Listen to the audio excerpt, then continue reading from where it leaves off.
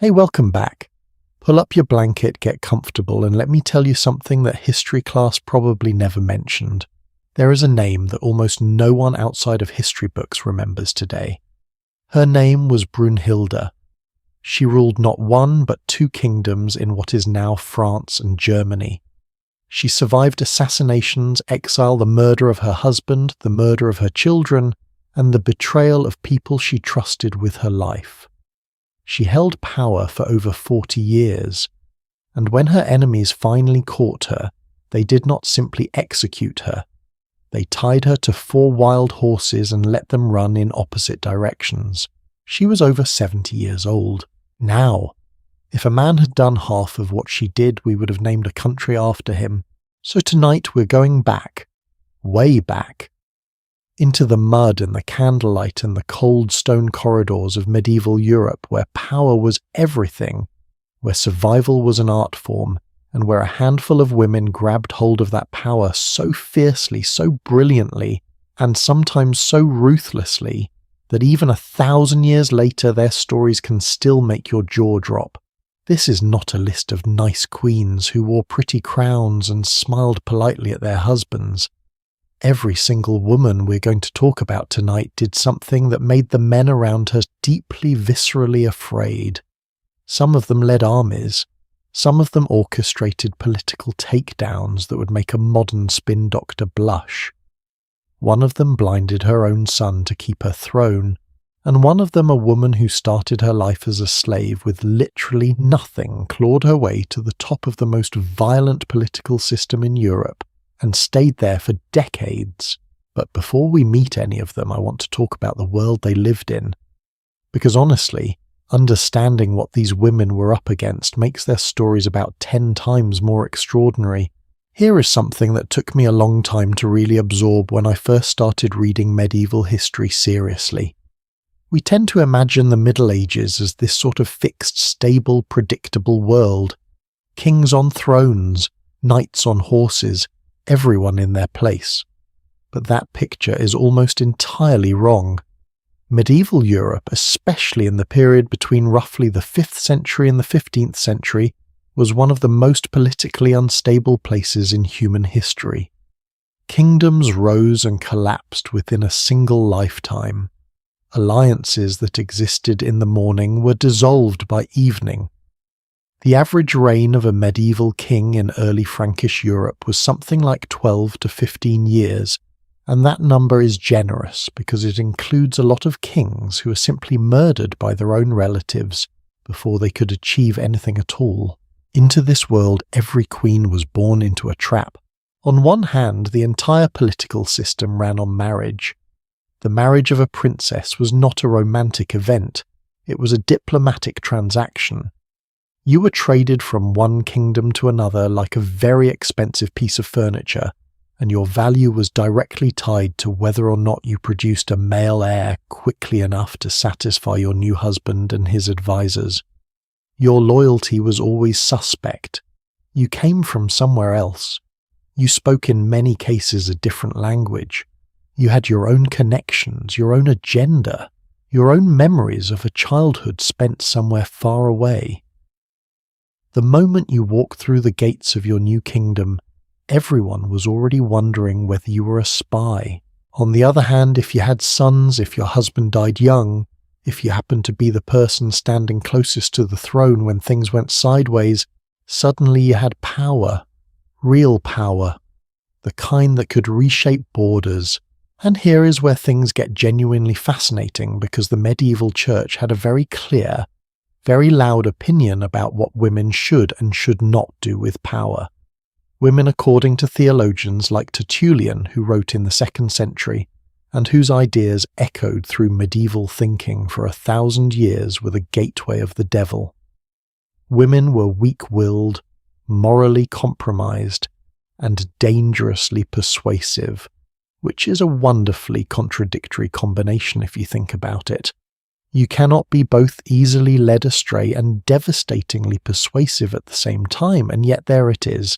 The practical consequence of this theological framework was that every woman who exercised real political authority in medieval Europe was immediately legible to her contemporaries as something unnatural. The chroniclers, the monks who wrote the histories we still read today, had a very limited vocabulary for powerful women.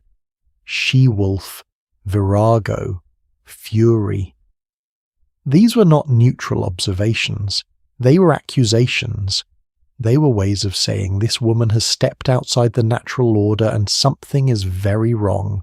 What I find so remarkable and honestly a little heartbreaking is that those same chroniclers were often the only people recording these women's actions at all. So we know about them, we have their stories, but we have them filtered through the lens of men who genuinely believed that female ambition was a sign of moral corruption. Reading medieval chronicles about powerful queens is a little bit like watching a nature documentary narrated by someone who is absolutely terrified of the animal they are describing. Now here is a detail I love because it shows just how complicated this world really was. The very same church that condemned women in power was also the institution that preserved the idea of female saints, mystics and visionaries as genuine sources of divine authority. A woman could not sit in judgment in a court of law. A woman could not formally hold lands in her own name in most parts of early medieval Europe. But a woman who claimed direct communication with God, that was a different matter entirely. The rules as always bent for the extraordinary. Some of the queens we're going to meet tonight understood this perfectly. They wrapped their political manoeuvring in the language of piety, of crusade, of maternal duty. Others dispensed with the performance entirely and simply acted daring anyone to stop them. Both approaches worked sometimes. Both approaches also failed spectacularly at other times.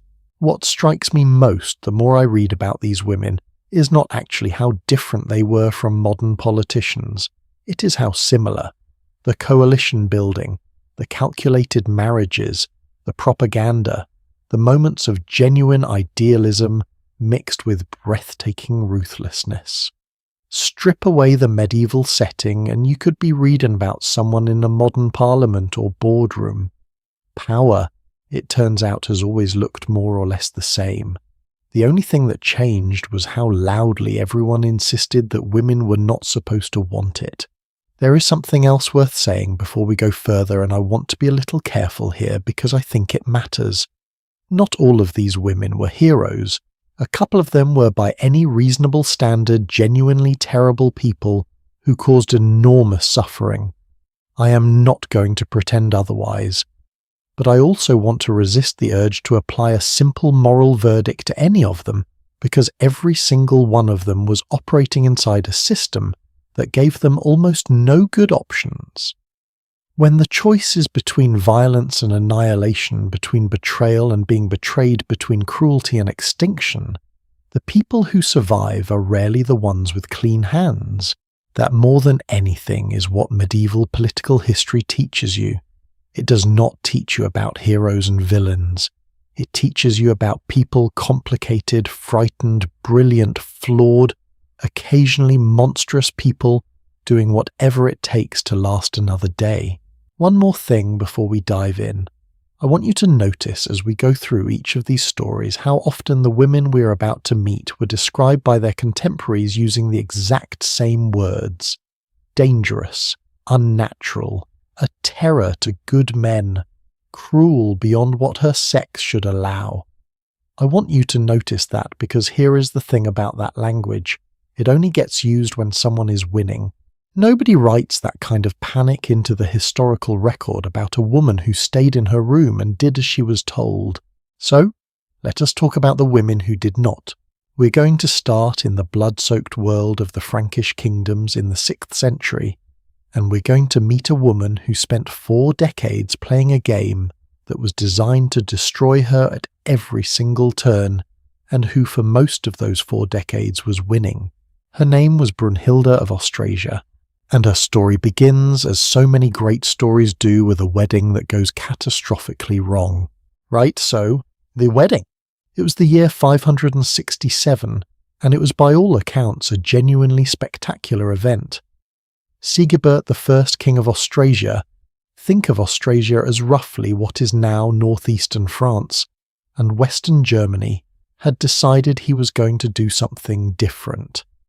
His brothers had been marrying low-born women, which in the political language of the 6th century was somewhere between embarrassing and diplomatic suicide. Sigebert wanted a princess, a real one. So he sent his ambassadors all the way to Toledo in Visigothic Spain, and they came back with exactly what he asked for. Her name was Brunhilda. She was about 24 years old, educated in Latin and theology, described by the historian Gregory of Tours as beautiful and graceful, and possessed of a bearing that made men stop and look twice. She'd grown up in one of the most sophisticated royal courts in Europe, where learning was valued alongside military power. When she arrived in Austrasia and converted from Arian Christianity to Catholicism to marry Sigebert, the court erupted in celebration. Venantius Fortunatus, the poet, who was essentially the 6th century equivalent of a court publicist, wrote her a wedding poem, which honestly is a lovely detail. Someone thought this moment was worth commemorating with verse. For about 8 years, by all available evidence, Brunhilda and Sigebert had something resembling an actual partnership. She bore him children. She sat beside him in council. She was not invisible in the way that many consort queens were designed to be. And then in the same year as that beautiful wedding, the first disaster arrived. Her sister Galswintha had also been sent to the Frankish kingdoms to marry. Her husband was Sigebert's half-brother Chilperic, the first king of Neustria. And Chilperic had a problem. He was already deeply, dangerously in love with another woman, a woman named Fredegund, who had started her life as a servant in the royal household, and who had worked her way through means that history records with a mixture of admiration and horror into Chilperic's bed and his confidence. Galswintha, to her credit, was not passive about the situation. She demanded that Chilperic get rid of his mistress. She asked to be allowed to return home to Spain if he would not, and one morning in 568 she was found strangled in her bed. Chilperic immediately married Fredegund. Now, put yourself in Brunhilda's position for a moment. Your sister was murdered almost certainly at the instruction of the woman your brother-in-law just made his queen. You're a foreign princess in a court that is not your home. You have no army of your own. You have no legal standing to demand justice. What do you do? What Brunhilda did was something that would define the next 45 years of European political history. She waited. She watched. And she started building. She convinced Sigebert to go to war over Galswintha's dowry, the territories of Bordeaux-Limoges, and several other regions that Galswintha had brought into the marriage. It was a legal argument wrapped around a personal one, and it worked. The conflict between Austrasia and Neustria that began in that moment would not fully resolve itself until 613. Think about that. 45 years of war border skirmishes, assassinations, and political upheaval, all of it traceable back to one strangling and one woman who refused to let it go. And then in 575, Sigebert was assassinated. He was killed by hired men while standing at a military gathering, struck with poisoned knives in what historians believe was ordered by Fredegund. Brunhilda was captured and held prisoner in Rouen by Chilperic. Her son Childebert II was just 5 years old. Here is where most women in her position would have become a footnote, a diplomatic prisoner, a name on a treaty. But Brunhilda was not most women. While imprisoned in Rouen, she did something extraordinarily audacious. She began what appears to have been a secret correspondence with Merivec, one of Chilperic's own sons from a previous marriage. The details are murky, as so many 6th century political intrigues are, but the outcome is clear. Merivec came to Rouen and married her, in a church, in secret. I want you to appreciate the sheer strategic nerve of this move. Brunhilda was a prisoner. She had no army, no court, no direct power, and she used that imprisonment to potentially secure a new alliance that could have put her at the centre of power in Neustria. It did not ultimately work. Merovec was separated from her, forced into a monastery, and eventually killed, but the fact that she attempted it at all tells you almost everything you need to know about how her mind worked. She eventually made it back to Austrasia. Her son was on the throne, protected by Austrasian nobles who had their own reasons for wanting a child king they could influence. And this is where Brunhilda's real political career began, not as a queen consort, but as a regent, as the actual power behind a throne that technically belonged to someone else. For the next 3 decades she ruled. Not perfectly, not always wisely, but genuinely and substantively. She corresponded with Pope Gregory I, yes, the Pope, who wrote her letters addressing her with what can only be described as collegial respect. He praised her piety. He asked for her help with church matters in Francia. He sent her gifts. This was not a man treating a ceremonial figurehead. Gregory was one of the shrewdest political minds in Europe at the time, and he engaged Brunhilda as an equal. There is a fascinating detail that historians have noted about her administration. When official documents were issued during the period when she was regent for her son Childebert, and later for her grandsons, it was her seal and her signature that carried the weight, not the kings she was ostensibly serving. When people were punished for forging royal documents, they were punished specifically for forging Brunhilda's seal. Not the king's, hers. She also undertook significant infrastructure projects, restoring old Roman roads across Austrasia and Burgundy. There are roads in France today that are still called Brunhilde roads, after her. In the 6th century, maintaining roads was an act of centralised governance. It was a way of saying, this territory is mine and I can move armies and goods through it at will. She understood power, in other words, not just as a political game, but as a physical, logistical reality. But here is the tension that runs through the second half of her life, and I think it is genuinely worth sitting with. Because Brunhilda was not, to use modern language, a good person in any simple sense. She was ruthless in ways that went beyond political necessity. She had nobles executed who crossed her. She manipulated her grandsons against each other, reportedly turning the brothers Theudebert and Theuderic into weapons she could aim at her enemies, with devastating consequences for both of them. A bishop named Desiderius of Vienne publicly accused her of incest and cruelty. She responded by hiring 3 assassins to murder him, at a village that now bears his name as a saint. She outlived Fredegund, who died peacefully in her own bed in 597. She outlived her son. She outlived 2 of her grandsons. She was by the time of her final downfall in her early to middle 70s, and still attempting to hold power as regent for her great-grandson. What brought her down was not Fredegund, whose shadow she'd been fighting for 4 decades. What brought her down was a coalition of Austrasian nobles who had simply had enough of her. They wanted the old arrangement back, a weak king they could dominate, and no grandmother regent with a long memory and a longer grudge list standing between them and the throne. They turned to Fredegund's son, Clothar II, and they handed him Brunhilda. The charges against her, as recorded by the chroniclers of the time, were that she was responsible for the deaths of 10 Frankish kings. Historians debate how many of those deaths she actually caused, versus how many were conveniently attributed to her after the fact, because dead queens are useful scapegoats. What is not in dispute is what happened next. She was tortured for 3 days. Then she was paraded through the army on the back of a camel, a deliberate humiliation designed to strip her of every last shred of royal dignity in front of the soldiers. And then they tied her to 4 wild horses and let them run. Her ashes were eventually interred at an abbey she had herself founded near Autumn. There was a mausoleum. People venerated her memory there for generations.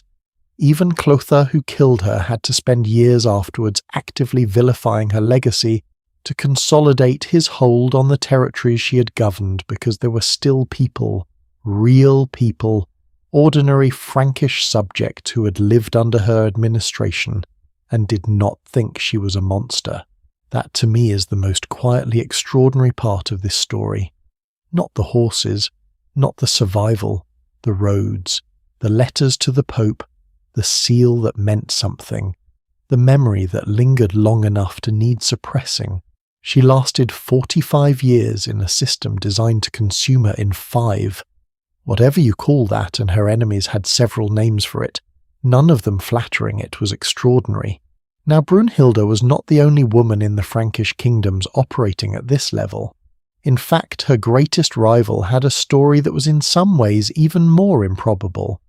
Because while Brunhilda came from royalty, from privilege, from a world that had always prepared her for power, the woman who haunted her life and eventually indirectly destroyed her began with nothing at all. Her name was Fredegund. She was born a slave, and the way she turned that into a dynasty is a story that deserves its own moment, which is exactly what it is going to get. But first let us move forward in time by about 500 years to a different corner of medieval Europe entirely. Because there is another queen who deserves our attention, a woman who did not start a 45-year feud, but who instead managed something arguably even harder. She dismantled an entire king from the inside. 500 years after Brunhilda was fighting for survival in the Frankish kingdoms, a girl of 12 years old stepped off a boat at the English coast and walked into a marriage that had already been arranged without her consent to a man she had never met in a country whose language she was still learning. Her name was Isabella. She was the daughter of Philip IV of France, Philip the Fair. They called him one of the most powerful kings in medieval Europe. She'd grown up surrounded by scholars and poets, educated in Latin and theology, trained in the kind of elegant diplomacy that the French court wore like a second skin. She was by every account that survives exceptionally intelligent and strikingly beautiful.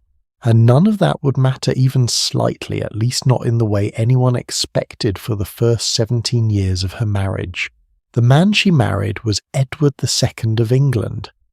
Edward was 23 tall, physically impressive, and almost immediately revealed himself to be one of the most politically catastrophic kings in English history. Not because he was cruel, not because he was stupid, but because he had an absolute gift for attaching himself to the wrong people at the worst possible moments and then defending those choices with a stubbornness that bordered on the self-destructive. The first wrong person was a man named Piers Gaveston. Gaveston was a Gascon nobleman, charismatic and witty, and deeply beloved by Edward, who showered him with titles, land and jewels in a manner that the English barons found somewhere between outrageous and incomprehensible. The barons finally had Gaveston captured and executed in 1312. Edward was inconsolable, genuinely visibly devastated. Here is where Isabella showed the first hint of who she actually was. Because she did not make this worse. She worked with Gaveston, maintained a functioning relationship with him, understood that her husband's attachment to him was something she needed to navigate rather than fight directly. She was 12 when she arrived in England. She was figuring things out. And honestly, for a 12-year-old dropped into that situation, working around Gaveston rather than against him was a quietly sophisticated move. But then came Hugh Despenser the Younger. Despenser was different from Gaveston in every way that mattered.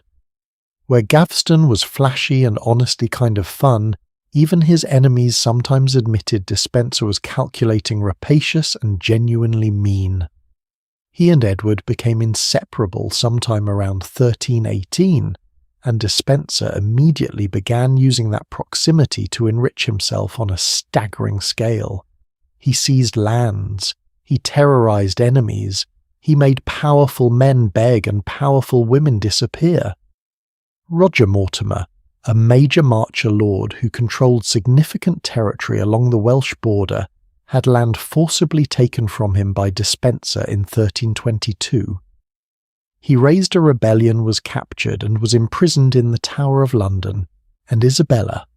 By 1325, Despenser had confiscated her lands. He had separated her from her younger children, placing them under the custody of the Despenser family.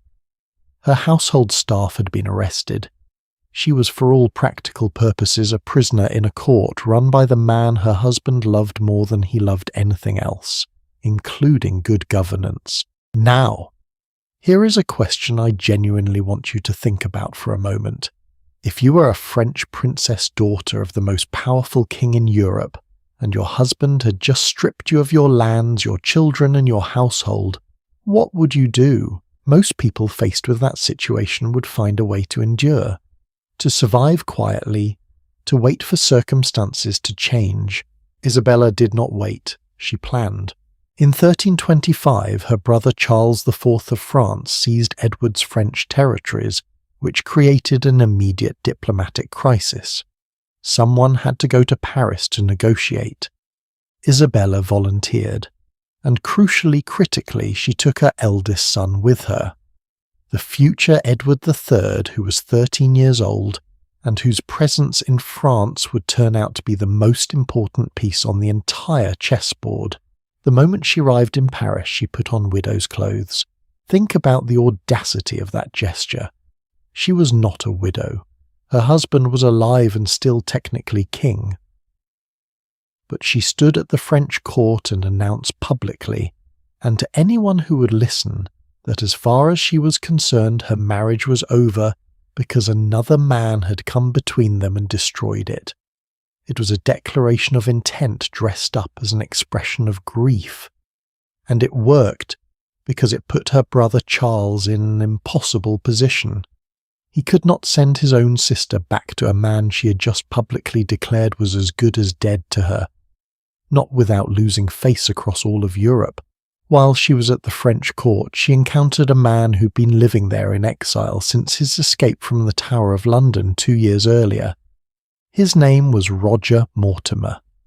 He was 40 years old, formidably intelligent, and had every reason to want Edward II removed from the English throne. Within weeks he and Isabella were lovers, openly, scandalously, in a way that shocked even her own brother, who eventually told them to take the affair somewhere less visible. Edward II, back in England, was furious. He sent letters demanding his wife return. He stopped sending her allowance, which was actually a fairly petty move for a king if we're being honest. He demanded that the French court hand over the young prince. Charles IV replied with magnificent understatement that his sister had come of her own will and was free to leave whenever she chose, but that he would not force her. Isabella spent the next year building an invasion force. She could not get military support from France directly. Charles was not going to go to war against England. But she was her father's daughter, and she understood coalition politics perfectly. She travelled to the county of Hainaut, in what is now Belgium, and she made a deal with Count William. She negotiated the betrothal of her son, the future Edward III, to William's daughter, Philippa of Hainaut. In exchange, William provided money, ships, and soldiers. The future Queen of England was traded for an army. Isabella did not blink. On the 24th of September, 1326, she landed at Orwell in Suffolk with a mercenary force. What happened next was extraordinary. The English barons who'd been waiting for exactly this moment flocked to her. The citizens of towns opened their gates. London itself fell without a siege. Edward II fled westward with Despenser, and within weeks the whole apparatus of his rule had simply collapsed. Despenser the Elder was captured at Bristol. He was executed, and by the chronicler's account his body was treated with a brutality that tells you how deeply he was hated. Despenser the Younger was captured in Wales. He was brought before Isabella and condemned. The sentence pronounced against him reads even today like a detailed expression of everything that had been done under his influence, delivered back at him with interest. Edward II was captured, imprisoned at Berkeley Castle, and in September 1327 he was dead. The official account said he died of natural causes. The less official account said otherwise. Historians still argue about this. What is not disputed is that once Isabella and Mortimer held him, he was not going to be allowed to remain alive long enough to become a rallying point for his supporters, and so, at 31 years old, Isabella found herself precisely where she'd been quietly navigating toward for more than a decade. Her son was king. She and Mortimer were the power behind the throne.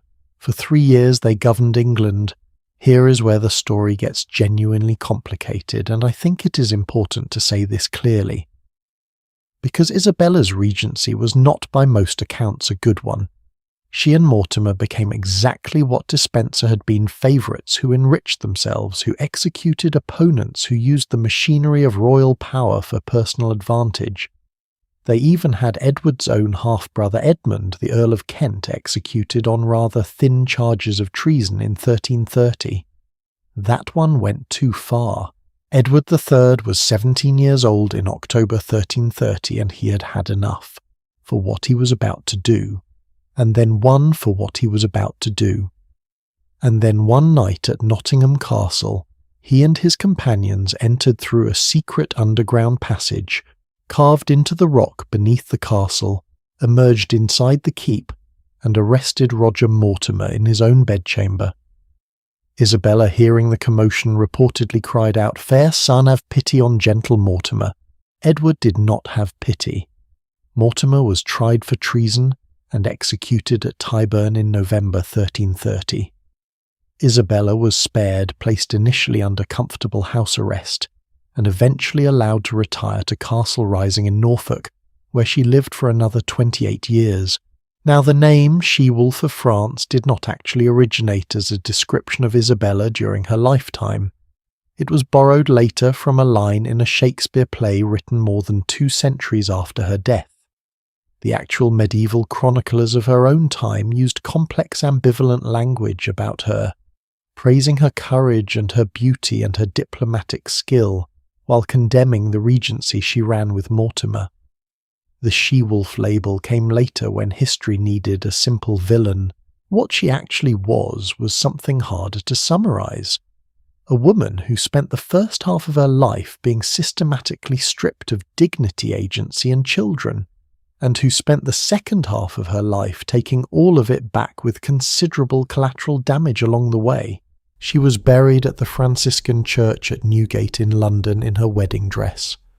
Edward II's heart was interred with her. Make of that what you will. Isabella took everything away from a king not through an army's brute force alone, but first through patience, diplomacy, and the quiet accumulation of every advantage she could find.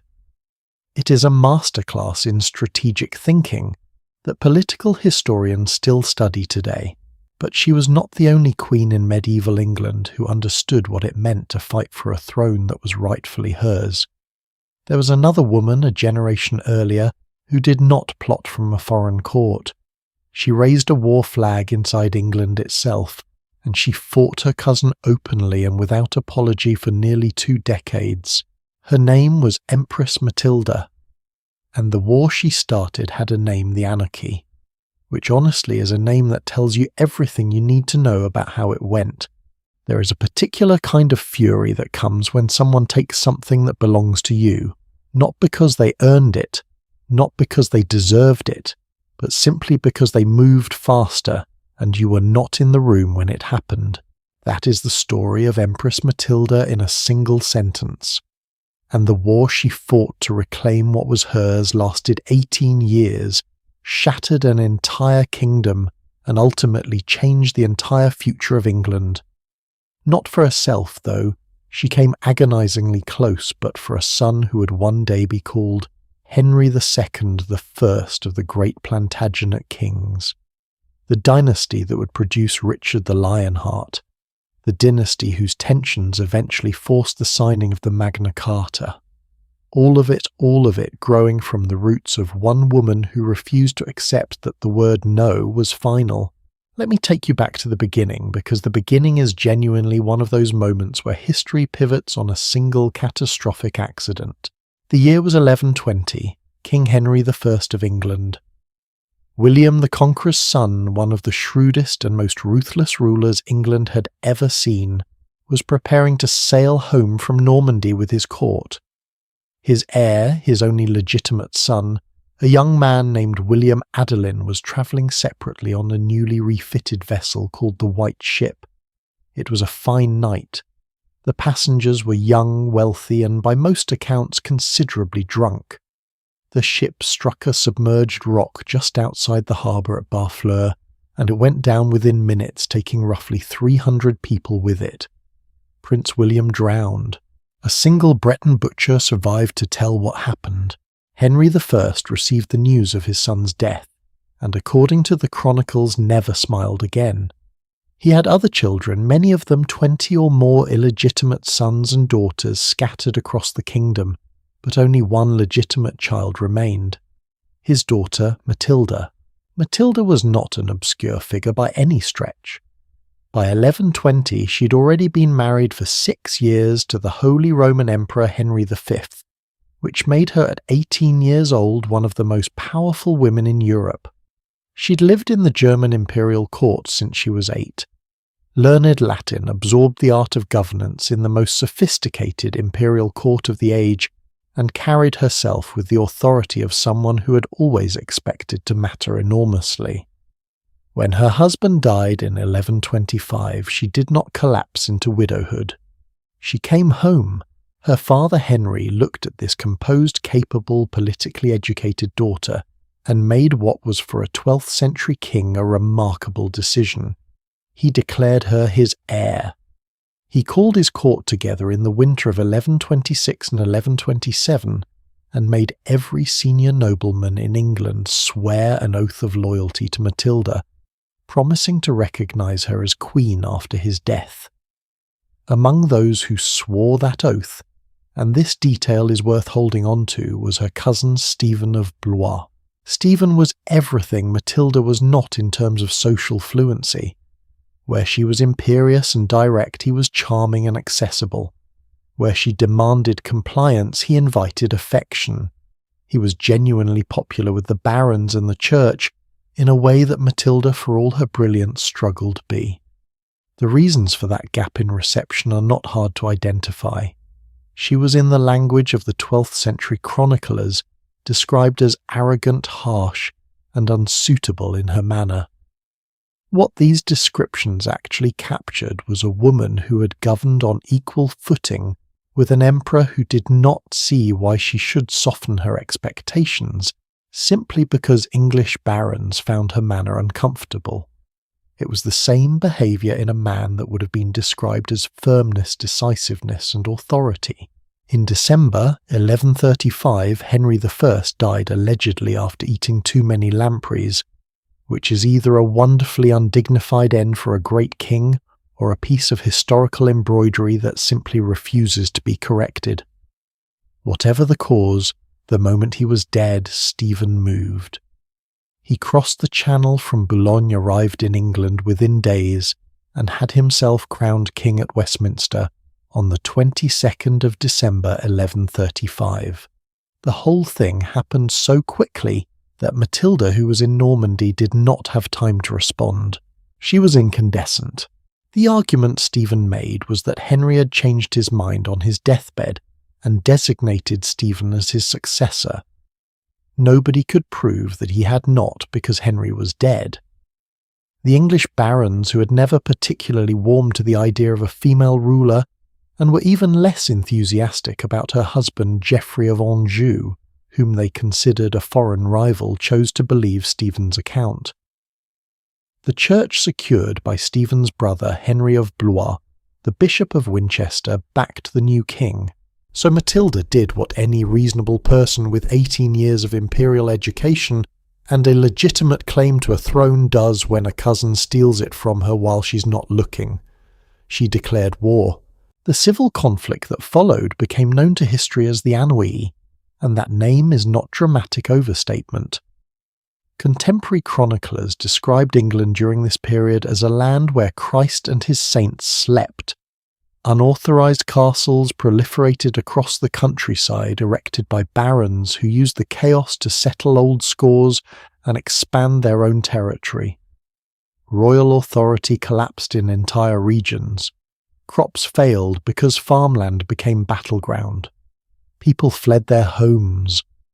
The period from roughly 1138 to 1153 represents one of the most complete breakdowns of governance that England had experienced since the Norman conquest. And at the centre of it, fighting with a tenacity that even her enemies acknowledged, was Matilda.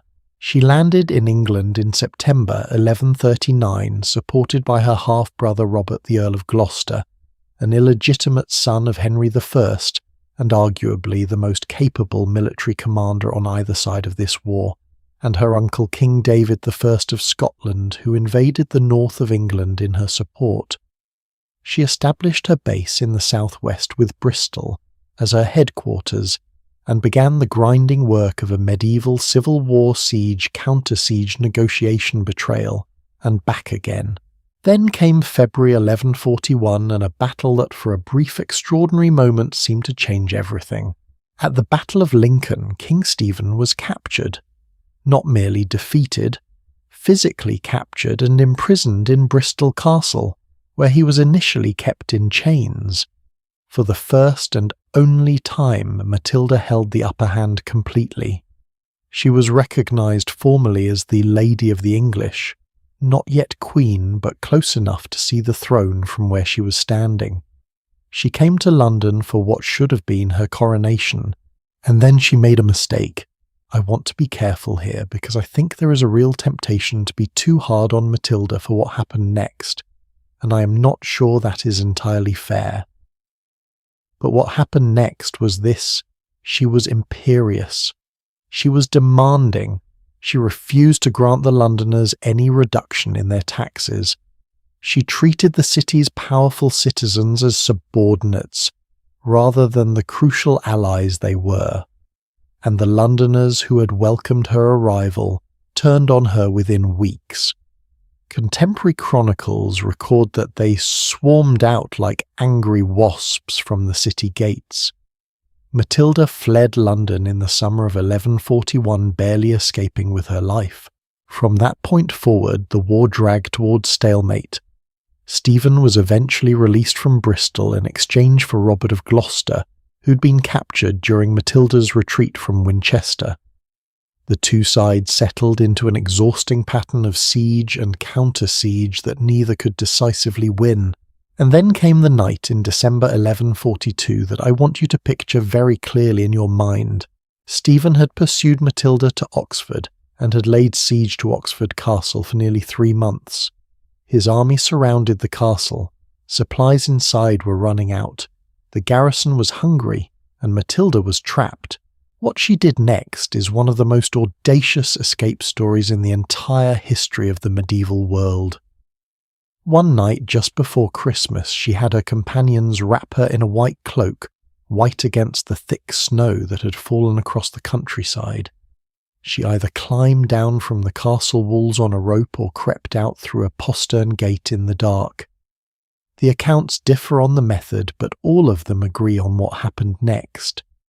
She walked on foot across the frozen River Thames, 6 miles through the snow and ice and past the watchfires of Stephen's encircling army, camouflaged against the white landscape in the dead of winter.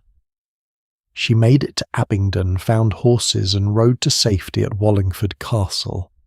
The garrison at Oxford surrendered the following morning. Stephen had come within a single night of ending the war. The Civil War ground on for another 11 years after that. Matilda never regained the advantage she had briefly held in 1141. By 1148, exhausted and increasingly aware that her son Henry was better positioned to win what she had not quite managed to hold, she returned to Normandy and shifted her focus entirely to supporting his claim. There is something quietly poignant about that decision. She was 46 years old. She had fought for her birthright for nearly a decade on English soil, lost more than she won come agonizingly close to the throne and been pushed back by the accumulated weight of prejudice politics and bad timing, and she chose to stop fighting for herself and pour everything she had left into making sure her son would succeed where she had not. Henry invaded England in 1153 with considerably more success than his earlier attempts. Stephen exhausted his own heir, having died suddenly. That same year agreed under pressure from the Church to the Treaty of Wallingford. Stephen would reign until his death, and Henry would succeed him. Stephen died in October 1154. Henry II, son of the Empress Matilda, became King of England. The dynasty she had fought for took root and grew for 300 years. Matilda herself governed Normandy for her son, in her later years doing what she had always done, administering, advising, writing letters that historians describe as models of diplomatic precision.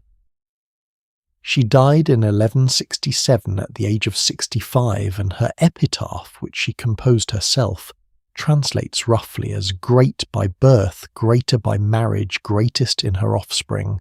Here lies the daughter, wife, and mother of Henry. That is technically accurate. It is also, if you think about it for a moment, the saddest possible summary of a life, because she was also something the epitaph does not mention: a woman who fought a civil war for 18 years on the basis that a promise is a promise, and who shaped the entire future of England in doing so. She never sat on the throne, but every English monarch since Henry II has sat on it because of her. Now, speaking of women who started from nothing and built empires through sheer force of will, we promised earlier to come back to Fredegund, the woman who began her life as a servant girl in the Frankish court and ended it as one of the most feared queens in medieval Europe. The woman who was Brunhilda's nemesis, whose shadow stretched across 45 years of European history, and whose methods of securing power make even some of what we've heard tonight look restrained. That story starts in a queen's bedchamber and ends with a dynasty. Alright, we need to talk about Fredegund, because every story we've told tonight so far has been about women who started with something: a royal bloodline, an imperial title, an army, a name that meant something before they ever walked into a room. Brunhilda came from the Visigothic royal court in Toledo. Matilda had been Holy Roman Empress since the age of 12. Isabella of France was the daughter of the most powerful king in Europe. Fredegund had none of that. She had nothing. She was depending on which chronicle you consult, either a low-ranking servant or an outright slave in the household of the Frankish king Chilperic I of Neustria. The Liber Historiae Francorum, one of the earliest Frankish historical texts, states plainly that she was from a family of low rank. Her date of birth is not recorded because nobody recorded the birth dates of servants. We do not know what she looked like in any detail. We do not know her parents' names. We do not know where she was born. What we do know is what she did. And what she did in the span of roughly 30 years was climb from the absolute bottom of the 6th century social order to the top of it, hold that position through a campaign of political manoeuvring and targeted violence that left contemporaries genuinely stunned, and ultimately set her infant son on the path to becoming the king of a reunified Frankish kingdom. I want to sit with that for a second before we get into the details, because this is not a story about someone using exceptional privilege to maintain exceptional power. This is a story about someone starting with nothing in a world that had literally assigned her the social status of property and rewriting every single rule of the game she'd been placed into. Whether you admire her or find her genuinely terrifying, and she was genuinely terrifying, the sheer scale of what she accomplished from where she started is extraordinary. So, how did it begin? Fredegund first appears in the historical record as a servant attendant in the household of Chilperic's first wife, Queen Audovera. We do not know exactly when she first attracted Chilperic's attention, but at some point in the early 5-6-10s she became his concubine. And then this is one of the more remarkable early moves in a career full of remarkable moves. She engineered the removal of Ordovera through a piece of manipulation so sharp it almost deserves a certain grudging respect. The story, as Gregory of Tours records it, goes like this. Ordovera gave birth to a daughter while Chilperic was away on campaign. Fredegund, who was present at court, apparently advised the queen that she could not wait for the king's return for the baptism. She should baptize the child now. And when it came time for the baptism, who should serve as godmother? Well, according to the custom of the time, a man could not be married to his child's godmother. That created a spiritual relationship that constituted an impediment to marriage. If Ordovera baptized her own daughter, she could no longer be Chilperic's wife. Ordovera, whether out of trust or simply distraction, apparently did exactly that. She baptized her own daughter. And when Chilperic returned, Fredegund was waiting to explain the theological problem that had suddenly arisen. Ordovera was sent to a convent. It is not recorded whether she ever understood what had happened. Was this story true exactly as Gregory told it? Historians debate that. Gregory of Tours despised Fredegund with a passion that occasionally compromises his reliability as a narrator. But the fact that Ordovera ended up in a convent while Fredegund remained at court is not in dispute. The method, whatever it was, worked. What happened next is where the story becomes genuinely complicated. Chilperic, under pressure from the political climate of the Frankish kingdoms, and the example set by his brother Sigebert's prestigious marriage to Brunhilda, decided to make a grand diplomatic match of his own. He sought and received the hand of Galswintha, Brunhilda's older sister, another Visigothic princess, and in 567 he married her. Fredegund, who had gotten used to being the woman in Chilperic's life, was temporarily displaced. She was not gone from court, but she was back to a secondary position, while a royal wife occupied the primary one. Then in 568 Galswintha was found strangled in her bed. Chilperic, according to Gregory of Tours, wept for the death of Galswintha. And then Gregory adds, with the kind of dry understatement that makes medieval chronicles unexpectedly readable, within a few days he had asked Fredegund to come back to his bed. And within a very short time after that he married her. The murder was never officially attributed to Fredegund in any legal sense. There was no trial, there was no formal accusation. But the timing, the beneficiary, and the method all pointed in one direction, and no one who was paying attention to the Frankish court at the time had any serious doubts.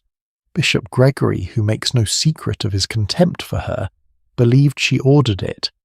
Historians across the centuries have generally agreed with him, though, with the caveat that Chilperic himself may have been an equal partner in the decision. What followed from that strangled queen in a bed was 40 years of war. Because Brunhilda, as we discussed earlier, did not forget her sister, and the feud that started with Galswintha's murder defined the political landscape of 6th century Europe for the rest of the century. But here is what I find so fascinating about Fredegund specifically, and what distinguishes her story from Brunhilda's in a way that often gets overlooked. Brunhilda fought with the tools of formal power armies, regencies, diplomatic alliances, the seal of the state. Fredegund fought with something different. She fought with information, with proximity, with networks of people who owed her things, and with a willingness to act directly and quickly in ways that formal political structures could not easily follow or counter.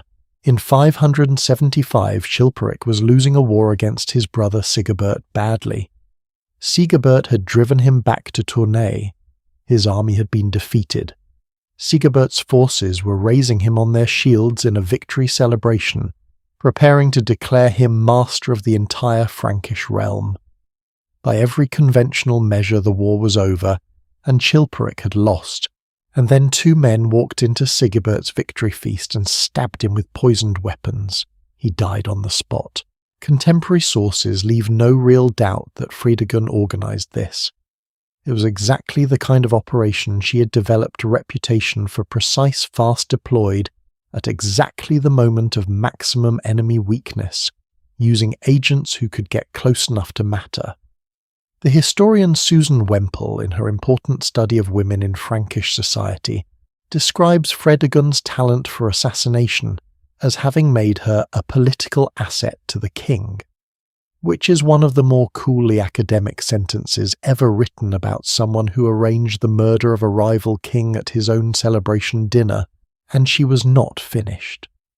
Over the years that followed, she attempted to have Childebert II, Brunhilda's young son, assassinated multiple times. She sent agents against Guntram, King of Burgundy, her own brother-in-law. She deployed a priest to infiltrate Brunhilda's court and gain her trust before moving against her.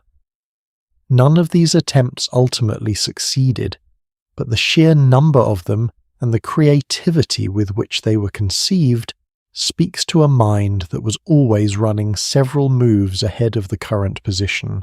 Now, this is the point in the story where I think it is worth pausing and asking a genuinely difficult question.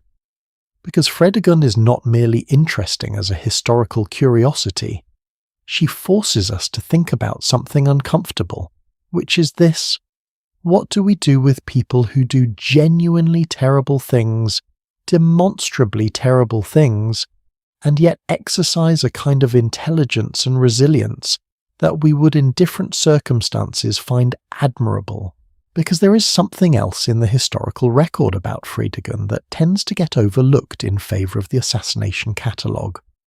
In 580, an epidemic of dysentery swept through the Frankish kingdoms. It took two of Fredegund's sons, Clodobert and Dagobert, within months of each other. Chilperic's court was devastated, and Gregory of Tours, who hated Fredegund and rarely passed up an opportunity to paint her in the darkest possible light, nonetheless records that she stood up at court and argued that the epidemic was a divine punishment for the kingdom's greed and tax collection practices. She urged the king to burn his tax registers, to relieve the burdens on his subjects, to show mercy. Chilperic, moved by grief and by her argument, agreed. I find that detail genuinely arresting, because it does not fit the simple monster narrative. It suggests a woman who was capable of real grief, who expressed that grief in the language of justice and economic fairness for ordinary people, and who used a moment of personal tragedy to push for something that, whatever her motives, had a real positive effect on the lives of those below her. People are complicated, even the ones who arrange dinner-table assassinations. Then in 584 something unexpected happened. Chilperic himself was assassinated. He was found stabbed to death near Chelles. The killer was never identified. Some historians have speculated that Fredegund arranged it, that she had grown tired of him, or feared he was about to turn on her, but this seems unlikely given what followed.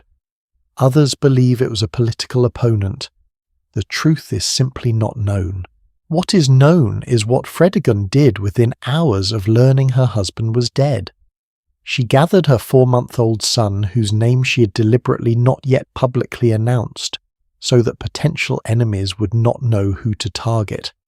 She seized as much of the royal treasury as she could carry, and she got herself and her infant to the Cathedral of Saint-Étienne in Paris, which was the predecessor of what we now call Notre Dame, and she claimed sanctuary. Think about that choice for a moment. She did not flee the country.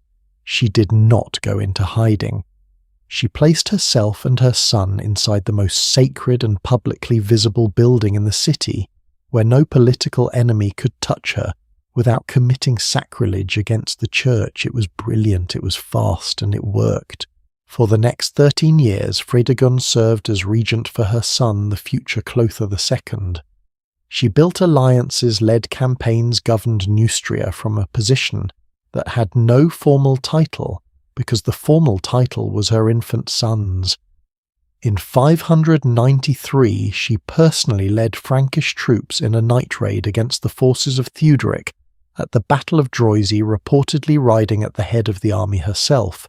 She won. The contemporary sources that record this do so with a tone that mixes horror and grudging admiration in roughly equal parts. She died peacefully in December 597 in Paris, in her own bed, surrounded by whatever comforts a queen of the Franks could expect. She was buried eventually in the Basilica of Saint-Denis, which is where French royalty traditionally rests. Her tomb, a mosaic figure of marble and copper, is still there. Let that sink in for a moment. The woman who started as a servant, possibly a slave, in the royal household of a minor Frankish king, ended up buried among the kings of France. Because of what she built, because of the son she protected and the dynasty she established, and the 40 years of calculated, relentless, ruthless political survival she managed in a world that had given her nothing to start with. Gregory of Tours, her most detailed chronicler and her most consistent critic, writes about her in ways that barely contain his discomfort. He wants to condemn her.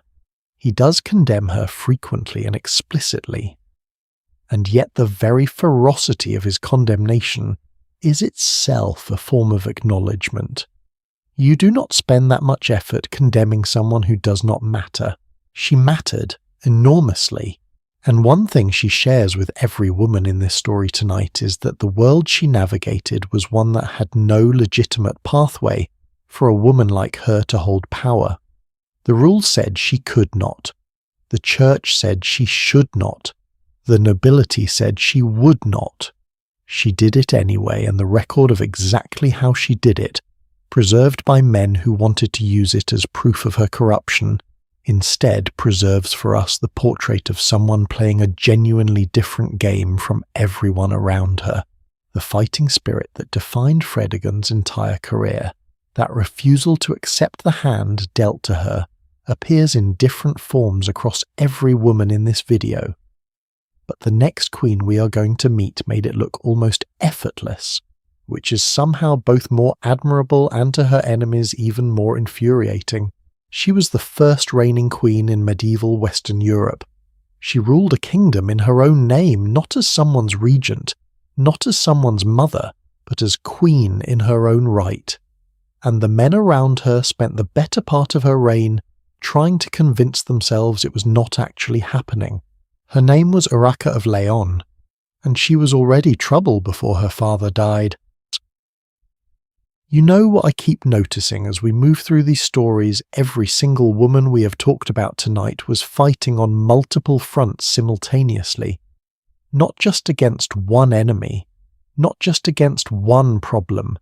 They were dealing with hostile husbands, hostile nobilities, hostile churches, hostile half-sisters, hostile sons, sometimes all at the same time in the same week. And yet somehow, the failure to resolve all of those fronts perfectly and permanently is the thing that gets used to judge them.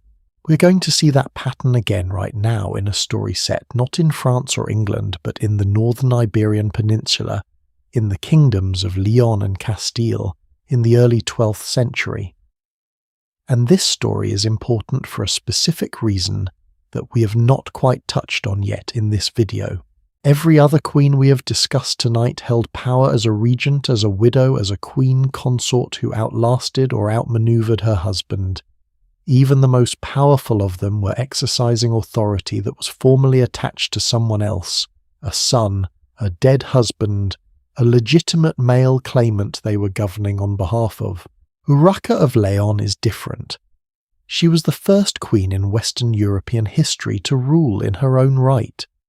Not as someone's regent, not as someone's widow, as queen, in her own name, by her own title. And the first official document she issued after ascending the throne in 1109 described her as Queen of whole Spain. Let us start at the beginning, because the beginning involves a shipwreck and a lot of very frightened barons. Her father was Alfonso VI of Leon, and Castile one of the most formidable rulers in the Iberian Peninsula during the late 11th century. He had a son, a legitimate male heir named Sancho, and as long as Sancho lived, Urraca's position as her father's heir was at best conditional. She was married off as a child to Raymond of Burgundy, a Frankish nobleman, in a match designed to bring military alliance rather than any consideration of Urraca's own preferences. She gave birth to a daughter and then a son, the future Alfonso VII. Raymond died in September 1107. Then in May 1108, Urraca's half-brother Sancho was killed at the Battle of Uclés fighting the Almoravids, the North African Muslim dynasty that had pushed deep into the Iberian Peninsula. With Sancho dead, Urraca was suddenly her father's only viable heir. She was approximately 27 years old, recently widowed mother of 2 young children, and about to inherit a kingdom under serious military pressure. Alfonso VI died on June 30th, 1109 at Toledo. Urraca ascended to the throne. The most powerful noblemen and bishops of her realm swore fealty to her. She was queen, and within approximately 5 minutes everyone started figuring out how to limit her. The problem in the eyes of the Leonese and Castilian nobility was the Almoravid threat. The argument they made, and I want to be honest here, it was not entirely without merit on the surface, was that a woman could not lead armies in the field. The kingdom needed a warrior king at its side. The man they had in mind was Alfonso I of Aragon, known to history by the nickname he fully earned, the Battler. He was approximately 36 years old, militarily formidable, and related to Urraca by blood. They were second cousins, which created an immediate problem with the church, but we will get to that. The marriage was arranged in October 1109, roughly 4 months after Urraca became queen. She agreed to it under considerable pressure. The marriage contract she signed contained a remarkable clause, though she stipulated in writing that Alfonso must treat her like a good husband his good wife, that he could not request the annulment of their marriage on grounds of consanguinity or excommunication, essentially trying to seal off the escape routes he might later use to discard her. And crucially, she secured the right of her son by Raymond to inherit Leon if she and Alfonso produced no children. That last clause tells you a great deal about Urraca's political intelligence. She was already planning for the possibility that this marriage would fail, and she was protecting her son's inheritance before the ink was dry on the contract. That is not the thinking of a woman who was simply doing what she was told. That is the thinking of someone who was paying extremely close attention. The marriage, predictably, was a disaster. Alfonso the Battler was, by the accounts that survive, not an easy man to be married to. He placed Aragonese garrisons in Leonese and Castilian cities, almost immediately asserting military control over territory that was not his by any legitimate right. He executed rebel leaders in Galicia with a brutality that alienated the very noblemen he needed to win over. The Historia Compostelana, one of the key contemporary chronicles of the period, records that the Leonese nobles described him as the bloodthirsty and cruel Aragonese tyrant. And then there were the personal dynamics. Urraca accused him publicly of physical abuse. The sources are specific. He beat and kicked her in public. Can we just pause on that for a second?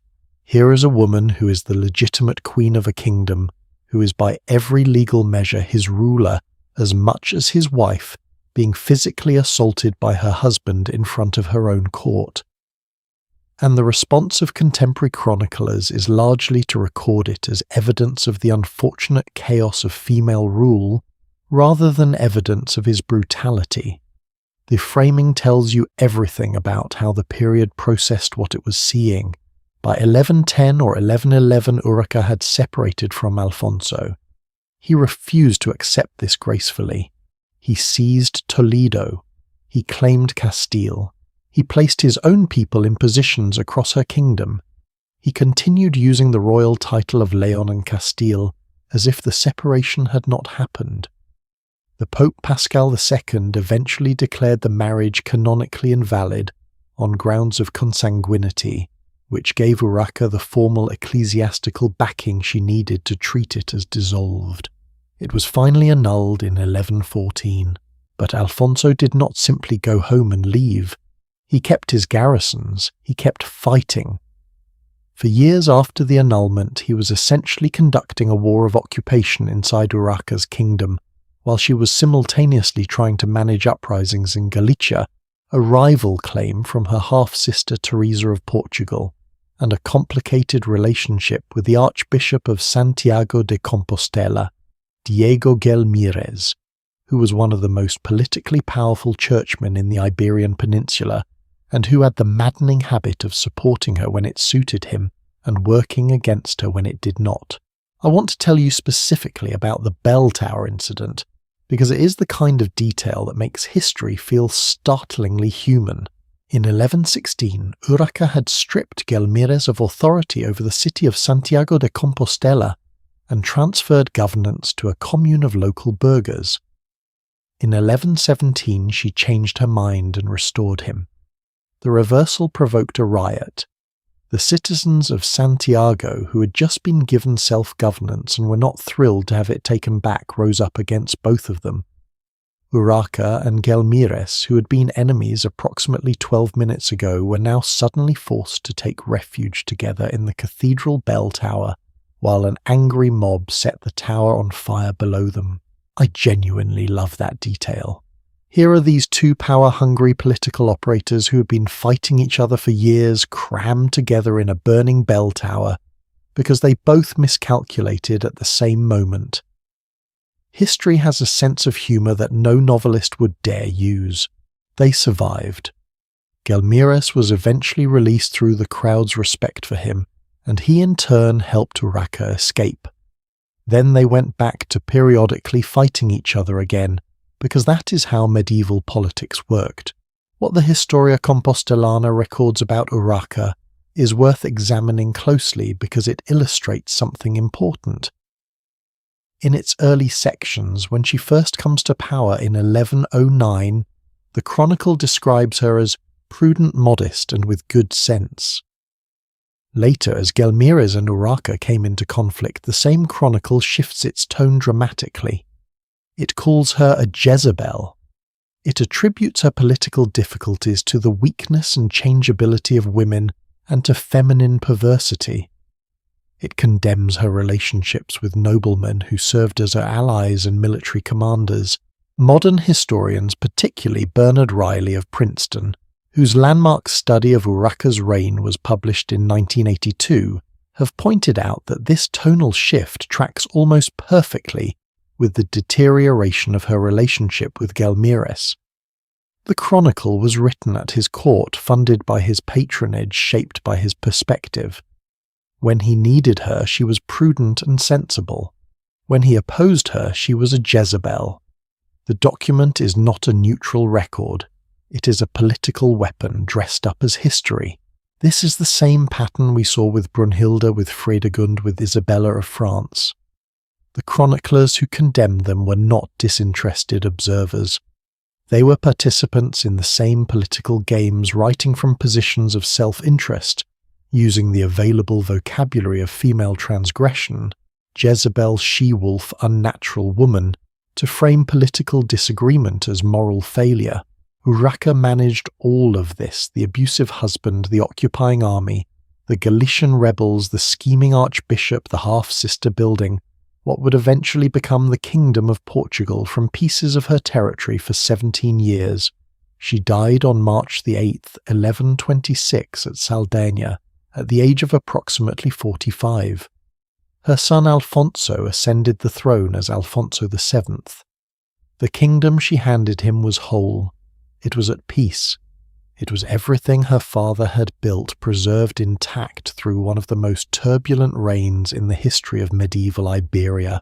Historian Bernard Riley's assessment of her reign concludes that the fundamental measure of her success was precisely this: she received a unified kingdom, She protected it through extraordinary pressure on every front, and she transmitted it intact to her heir.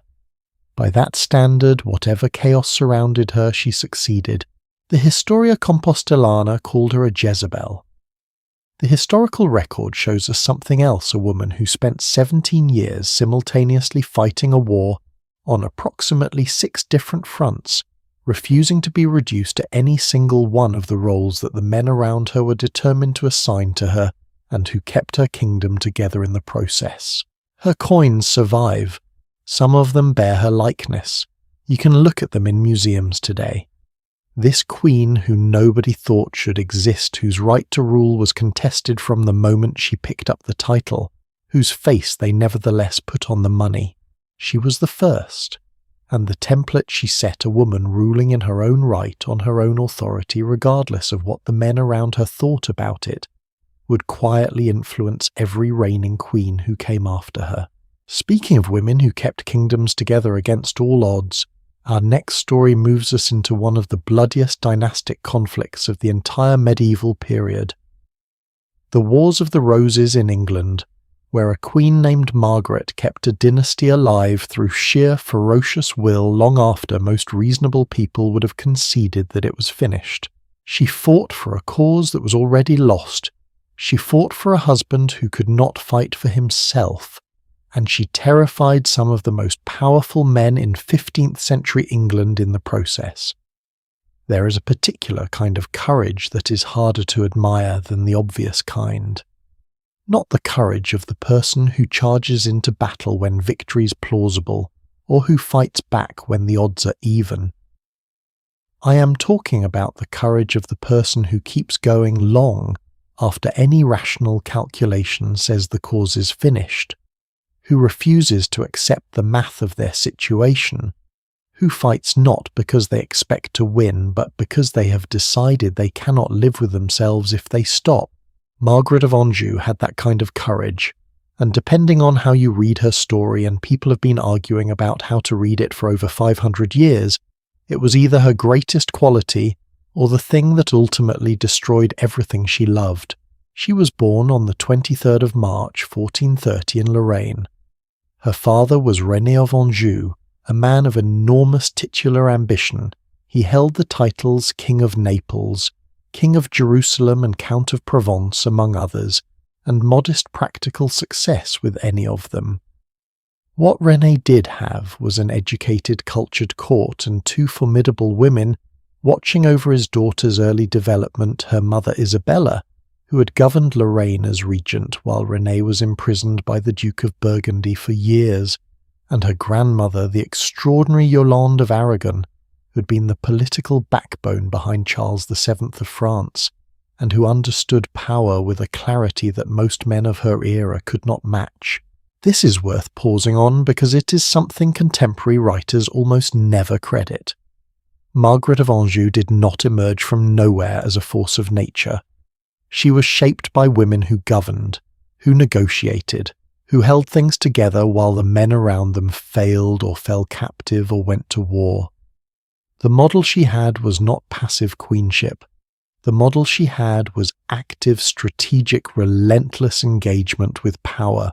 She would need every bit of it. Her marriage to Henry VI of England in April 1445 was a diplomatic transaction, arranged as part of an attempt to wind down the endless grinding conflict between England and France known as the 100 Years' War. She was 15 years old. Henry was 23. The marriage settlement was deeply unpopular in England almost from the start, partly because Margaret brought essentially no dowry, approximately 20,000 francs, a sum that was genuinely insulting by the standards of royal marriages, and partly because England was required as part of the arrangement negotiated by the Earl of Suffolk to cede the territories of Maine and Anjou back to France. When this became public knowledge, it caused a political scandal that contributed directly to the instability of the years ahead. And then there was Henry himself. I want to be careful here because the historical record is complex, but I also want to be honest. Henry VI was not equipped to be the King of England at this particular moment in history. He was by all accounts a pious, gentle, bookish man who was genuinely uncomfortable with conflict and who had inherited a kingdom that was in the process of losing a war and could not afford gentleness. His father, Henry V, was the warrior king who had won Agincourt the Conqueror of France, the man Shakespeare would later turn into the greatest English king of legend. Henry VI had grown up in that shadow-crowned king of both England and France when he was less than 9 months old, and he had never quite found his footing in either role. In August 1453, when their son Edward was born, finally after 8 years of marriage, a Lancastrian heir. Henry fell into what the sources describe as a complete catatonic state. He could not speak. He couldn't respond to anything around him. He did not, according to the accounts that survive, even register the birth of his son. He remained in this condition for 18 months. During those 18 months, Richard, Duke of York, served as protector of England. And Margaret, watching all of this very carefully, understood something that Henry in his collapsed state could not, that York was not simply a loyal substitute protecting the kingdom for a temporarily incapacitated king. York had his own claim to the throne, a better claim arguably by strict genealogical precedent, and he had no intention of simply handing power back and walking away once Henry recovered. Henry did recover in January of 1455. He regained his senses, he acknowledged his son, he resumed formal rule. But the political damage of that 18-month absence was irreversible. The fault lines were already drawn. And in May of 1455, Margaret made the decision that ignited everything. She called a great council, a formal gathering of the kingdom's most powerful noblemen, and deliberately excluded the Yorkist faction from the invitation list. York marched south. The Lancastrian army marched north to meet him. On the 22nd of May, 1455, they collided at the First Battle of St Albans, a small market town north of London. The Lancastrians were crushed. Henry was captured. Edmund Beaufort, one of the most important Lancastrian commanders, was killed. The Wars of the Roses, a conflict that would not fully end until 1485, had begun. Now, Margaret's decision to exclude York from that council is often cited as the triggering moment of the Civil War, the evidence of her disruptive, aggressive, unconstitutional role in English politics. And I think that framing requires some interrogation because what it misses is the perspective she was operating from. She had a son. She had a mentally fragile husband who could not consistently protect his own throne. She had a political rival whose men were whispering with increasing volume that Henry's line should end and York's line should begin. What exactly was she supposed to do? Accept it graciously? Wait politely for York to take everything? The council exclusion was aggressive, yes. It was also from where she was standing the only available move. Over the next several years, the situation moved in waves. The Lancastrians won some battles and lost others. Margaret proved during this period an extraordinary organizer of military and political support. She negotiated alliances with Scotland. She raised armies. She kept the Lancastrian cause functional through periods when Henry himself was essentially useless as a political actor. The 16th century historian Edward Hall described her with a mixture of awe and alarm that she consistently provoked in men as someone who excelled all other as well in beauty and favour as in wit and policy, and was of stomach and courage more like to a man than a woman. That phrase, more like to a man than a woman, is meant as a compliment by Hall, and it is simultaneously one of the most revealing sentences in the entire historical literature about her. The highest praise a male chronicler of the 16th century could give a woman who demonstrated exceptional capability was to tell her that she had succeeded at being sort of male. The actual woman operating on her own terms in her own context is too difficult to categorize, so the category shifts around her. Then came the Battle of Towton on the 29th of March 1461. It was by most historical accounts the bloodiest single battle ever fought on English soil. The Lancastrian army was destroyed. Henry and Margaret fled north then to Scotland. Richard of York's son Edward seized the throne and was proclaimed Edward IV. The Lancastrian dynasty for all practical purposes was finished, and Margaret refused to accept this. She spent the next decade in conditions that shifted between difficult and genuinely harrowing. In 1462 she landed in Northumberland with a small force and achieved some limited gains in the northeast of England before the Yorkists pushed back. In 1463, fleeing with her young son, her ships were caught in a violent storm off the Northumberland coast. Her fleet was wrecked. She barely escaped in an open boat to Berwick. The sources describe her navigating Scotland, Flanders, and eventually France in near destitution, depending on the charity of various monarchs who were supportive in word and consistently disappointing in practical support. There is one detail from this period that I find almost unbearably vivid, and it comes from the New World Encyclopedia drawing on earlier chronicle sources. During one of her flights through the forests of northern England, Margaret encountered a robber, a common outlaw in the woods, and he helped them. He escorted her and her son, Prince Edward, through the forest and brought them safely to Bamburgh Castle.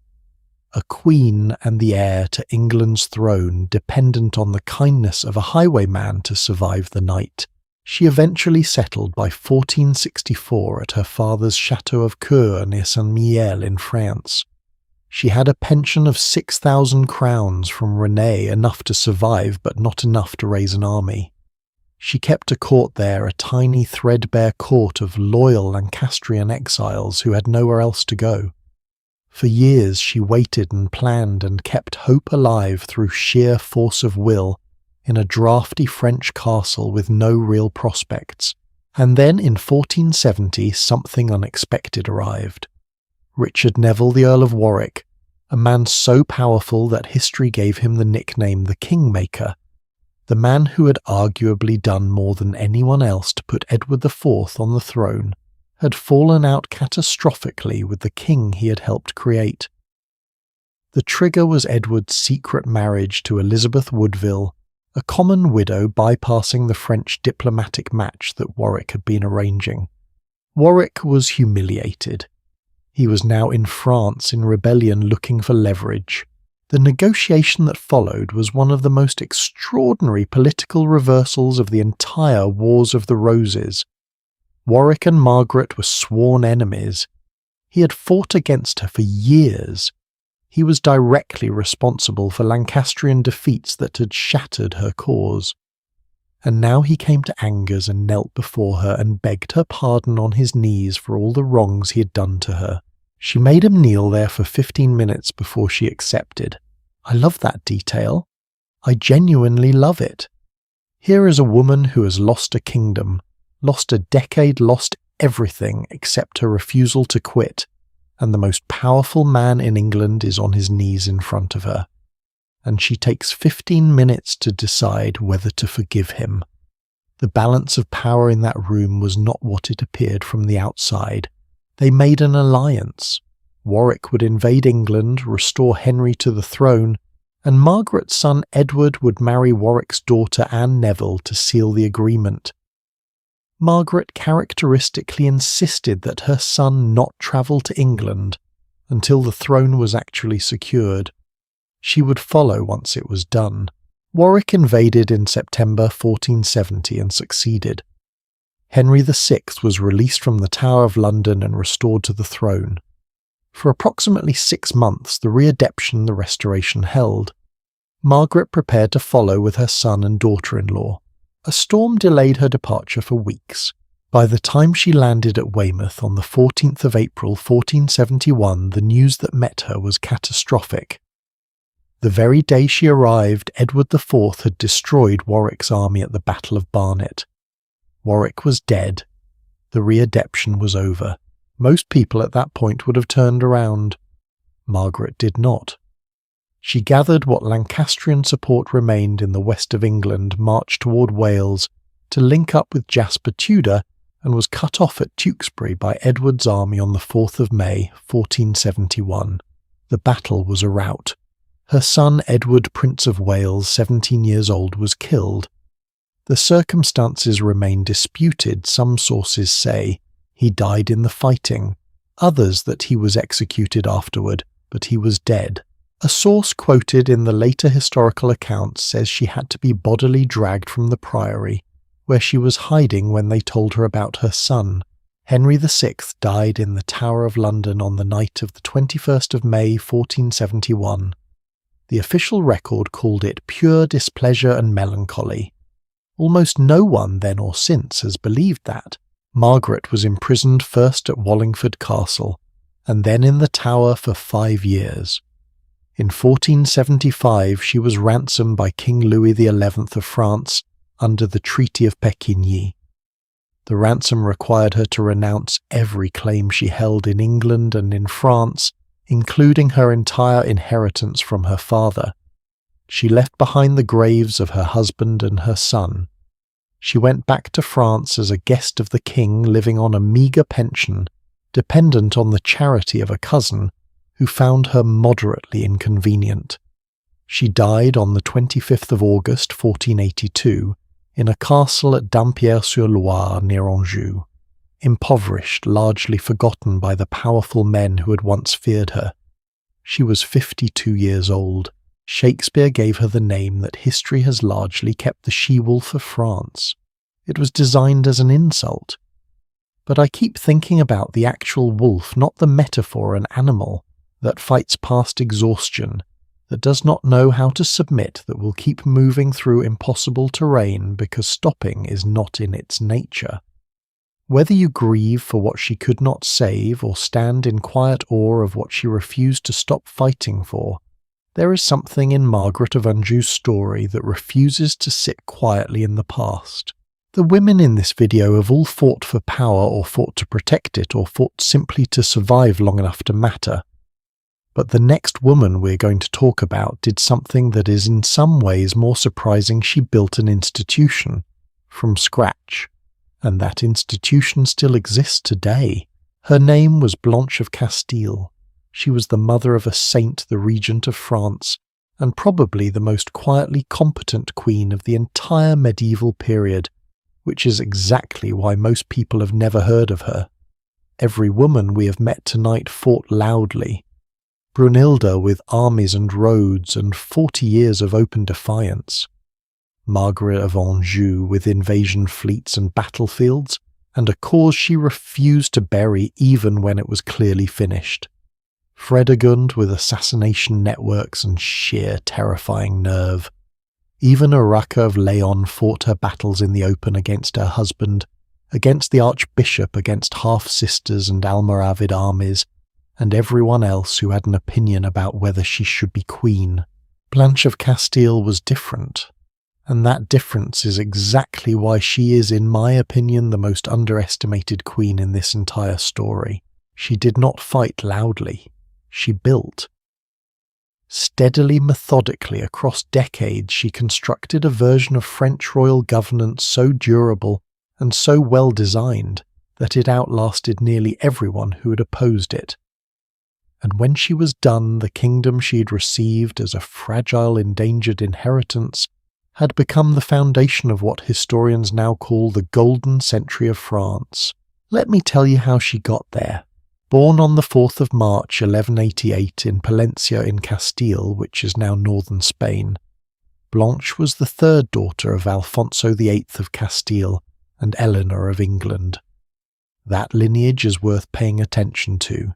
Her mother Eleanor was the daughter of Henry II of England, and Eleanor of Aquitaine, one of the most extraordinary women of the entire medieval period.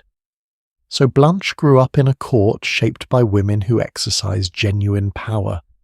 Her two older sisters also became queens. Berenguela became Queen of Castile, and Leon Urraca became Queen of Portugal. All 4 sisters ended up married to rulers. It was genuinely a remarkable family, In the year 1200, Eleanor of Aquitaine, then nearly 80 years old and still absolutely on her game, travelled personally over the Pyrenees into Castile to select which of Alfonso's daughters would marry the heir to the French throne. The original choice had been Blanche's older sister Urraca, but Eleanor, after meeting both sisters, decided that Blanche's temperament was better suited to the French court. She took 12-year-old Blanche back to France herself. I find that detail wonderful, the grandmother making the journey in person, because she trusted nobody else to get it right.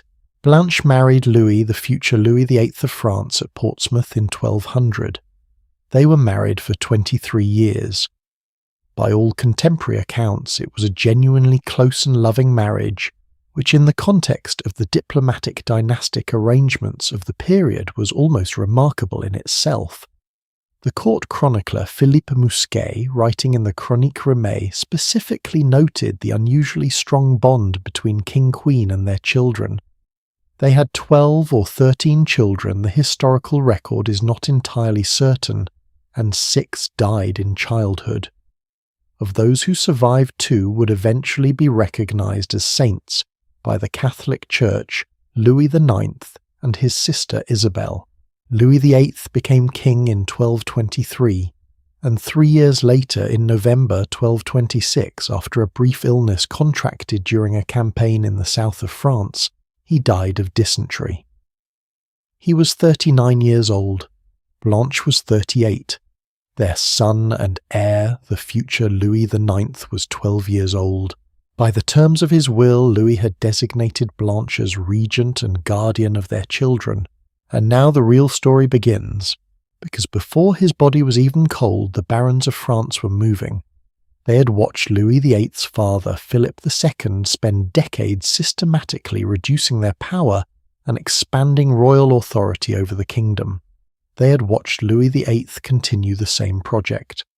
And now at last there was a child on the throne, and a woman to govern in his name, and in the estimation of the French nobility, a woman meant opportunity. The protest came almost immediately. The chroniclers record the exact language the barons used. France was being governed by a Spanish woman and an Italian priest, the Italian priest in question being a papal legate named Romano Bonaventura, who was allied with Blanche's administration. The complaint about Blanche's nationality is worth pausing on for a moment, because it is a pattern we've seen before and will see again. When a woman in power is being attacked, the attack almost never confronts her governance directly. It finds something else: her origin, her gender, her relationships, her morality. Blanche was not criticised for governing badly. She was criticised for being Spanish, for being female, for allegedly having improper relationships with Thibaut of Champagne and the papal legate. The actual quality of her decisions was for her enemies beside the point. She moved within weeks of her husband's death. She had Louis IX crowned at Reims, a ceremony that had to happen fast to establish his legitimate authority before the barons could consolidate opposition within a month of Louis VIII's death. Reims was the traditional coronation city, the place where Frankish and French kings had been consecrated for centuries. Having the archbishop perform the ceremony, there was a statement about continuity, legitimacy, and the unbroken line of royal authority. Blanche understood exactly what the coronation meant politically, and she got it done before anyone could stop her. Then she began the methodical work of holding the kingdom together. Her first move was diplomatic. She released the Count of Flanders, Ferdinand of Portugal, who'd been held captive since the Battle of Bouvines in 1214. He had been a prisoner for 12 years. Releasing him was costly in prestige terms, but gained her a powerful potential ally at exactly the moment she needed to build her coalition of supporters. It was the kind of move that required setting aside pride in favour of strategy, and Blanche was capable of that calculation. She also proved almost immediately willing to lead armies personally when diplomacy failed. In January of 1227, with the baronial rebellion still grinding on, she organised a surprise winter campaign against Peter Mauclerc, the Duke of Brittany, who was the principal leader of the opposition and had been cultivating an alliance with King Henry III of England. Winter campaigns were genuinely dangerous and deeply uncomfortable. Blanche accompanied the army herself. Contemporary accounts record that she supervised the collection of firewood to keep her troops warm during the siege of the castle of Belém, a specific practical detail that the chroniclers bothered to note because it stuck in people's minds. A queen regent managing logistics at a winter siege. It was not what anyone had expected. Then, in the same year, a plot to kidnap Louis IX was discovered. He was 13 years old and travelling with an inadequate guard when the barons made their move. He took refuge in the castle of Montlhéry and sent word to his mother. Blanche did not hesitate. She appealed to the people of Paris, not to the barons, not to the formal military structure of the feudal system, but directly to the ordinary citizens of the city. And the people of Paris responded. They lined the roads in their thousands. They formed an improvised human escort from Montlhéry back to the capital. The young king rode back to Paris through a corridor of his own subjects, protected not by noble knights, but by commoners who had come out because Blanche had asked them to. Think about that as a piece of political intelligence. She understood something that the barons did not, that the relationship between the crown and the common people was a resource, and that she could activate it directly when the formal feudal structures were failing her. She was not just managing the kingdom from inside the traditional framework, she was building new relationships of loyalty outside it.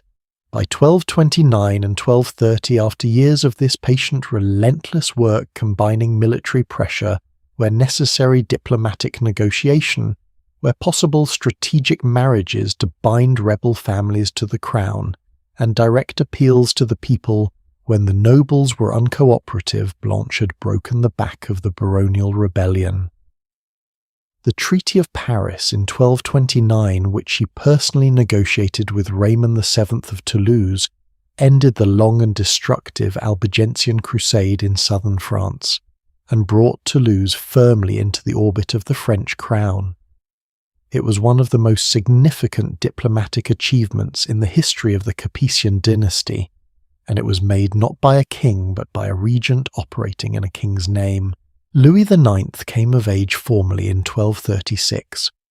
Blanche stepped back from the formal role of regent, but she never truly stepped away from power. The foreign monarchs who corresponded with France continued to address their letters to both Louis and Blanche. After Louis came of age in 1236, King Henry III of England was still sending letters addressed jointly to mother and son. By 1248, when Louis departed on crusade, Henry's letters went only to Blanche. Foreign powers understood where the actual governing intelligence resided. In 1248, at 60 years old, she took up the regency for a second time, when Louis departed for what became the disastrous Seventh Crusade. This was a project she had strongly opposed. She'd argued against it, urged Louis to remain in France, told him plainly that the kingdom needed him at home. He went anyway, motivated by a religious vow made during a severe illness in 1244. And when his army was catastrophically defeated at the Battle of Mansoura in Egypt, when Louis himself was captured and held for ransom in 1250, it was Blanche who organised the enormous effort to raise the money to free him. She petitioned the Pope, negotiated with allies across Europe, drained the treasury, all while simultaneously governing France and maintaining the peace she had spent decades building. She died before he returned. On the 27th of November 1252 at the Palace of the Louvre, having been brought back from a country retreat when her heart condition worsened beyond treatment.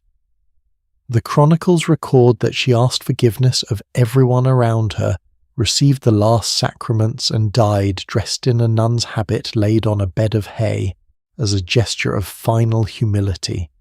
She was buried at Maubuisson Abbey, which she'd founded herself in 1236.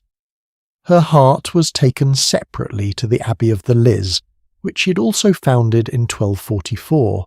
Louis IX was in Jaffa in the Holy Land when the news reached him. He did not speak to anyone for 2 days.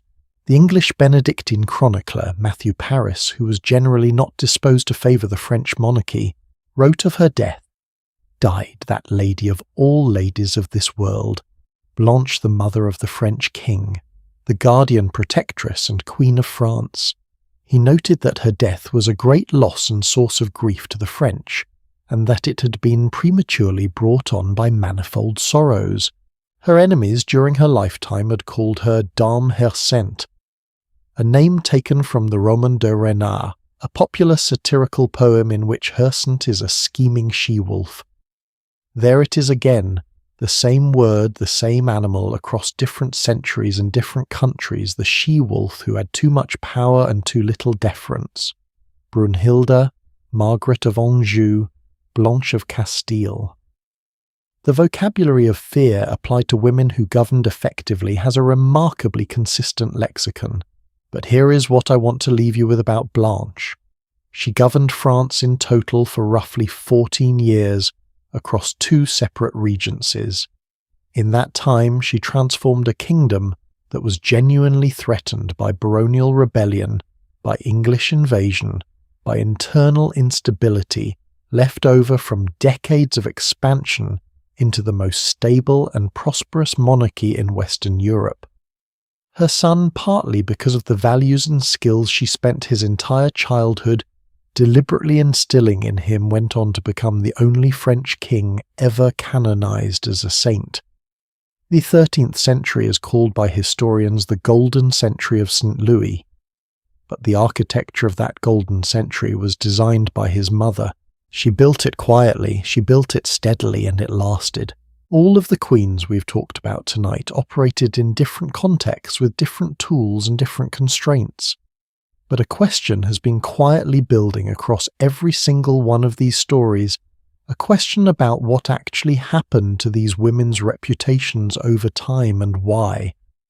We have seen Brunhilda labelled a witch, Isabella of France, called a she-wolf, by a playwright who was born 200 years after her death. Urraca of Leon turned into a Jezebel by a chronicle written by her political enemy, and Blanche of Castile accused of adultery by barons who simply did not want to be governed by a Spanish woman. The next part of our story is where we finally ask that question directly. What happened? Why did the historical record do what it did to these women, and who was responsible? The answer involves ambitious men threatened institutions and a very specific kind of propaganda that is still shaping how we tell history today. I know what I said at the end of the last part. I said the next story was where we were finally going to take apart the machinery, the chroniclers, the church, the smear campaigns, the deliberate erasure. And we are going to get there. I promise. That conversation is coming, and when it does, it is going to reframe everything you have heard so far. But before we do that, I need to tell you one more story.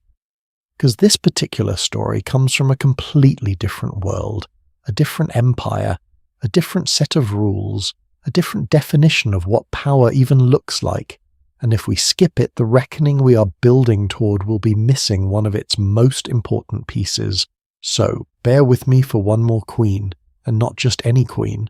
We have spent this entire series travelling through Western Europe, through France, England, Spain, the Frankish kingdoms.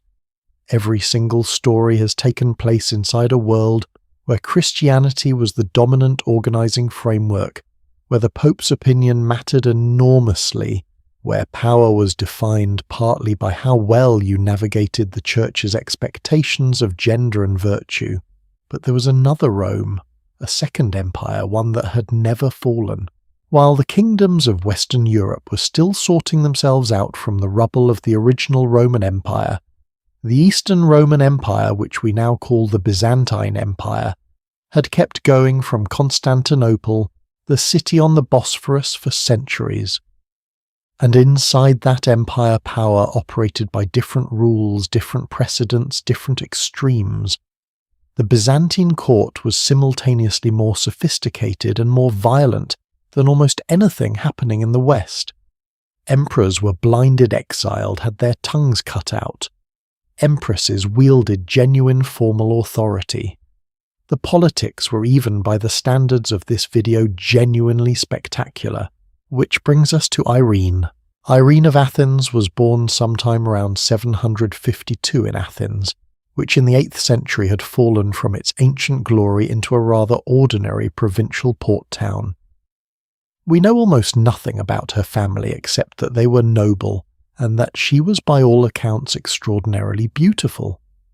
What we do know is that in 768 the Emperor Constantine V held something that the sources describe as an empire-wide search for a bride for his son Leo, effectively a beauty contest selecting the future Empress of Byzantium. Irene of Athens was chosen. I want you to sit with that origin story for a moment, because it is a very different beginning from what we have seen all evening. Blanche of Castile was chosen because her grandmother Eleanor of Aquitaine made a judgment about her character. Urraca of Leon was chosen because dynastic succession required it. Irene of Athens was chosen because she was beautiful. She arrived in Constantinople in November of 769, an orphaned girl from a provincial city with no family network, no established allies at court, no political connections. She was 17 years old. She married Leo, who would reign as Leo IV. The entire Byzantine court was waiting with what can only be described as reasonable expectation for her to be irrelevant. They were wrong about that. Her husband Leo died in September 780, leaving behind a 10-year-old son named Constantine and a court full of people who immediately began plotting. Within 6 weeks of Leo's death, a conspiracy was already moving to depose Irene and replace her with one of Leo's half-brothers, a man named Nikephoros. Irene caught wind of it. She did not wait. She had the conspirators, including the would-be emperor, forcibly ordained as priests, since Byzantine canon law prohibited clergy from holding secular political office.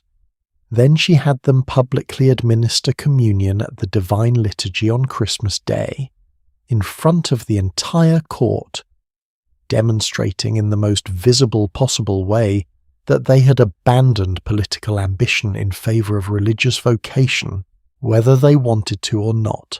It was a masterstroke. No violence, no executions, no blood in the palace. Just a canonical technicality deployed with perfect timing that removed 5 potential rivals from the political board in a single morning. The young woman from Athens who had no allies was already showing what kind of political mind she had brought to Constantinople. But the issue that would define her entire reign, the question that made her enemies and her allies, and that ultimately reshaped the religious architecture of the medieval world, was icons. Let me explain, because it matters enormously. For decades before Irene came to power, the Byzantine Empire had been torn apart by what historians call iconoclasm, literally the breaking of images. The emperors Leo III and Constantine V had instituted a sweeping policy prohibiting the veneration of religious icons, the painted images of Christ, the Virgin Mary, and the saints that had been central to Christian worship for centuries. Their reasoning was partly theological, the commandment against graven images, and partly political, since the monasteries that protected icons were wealthy, powerful, and increasingly independent of imperial control. The policy had been deeply, bitterly divisive. Monks had been persecuted. Icons had been destroyed or painted over. Ordinary believers who venerated their household icons had been punished.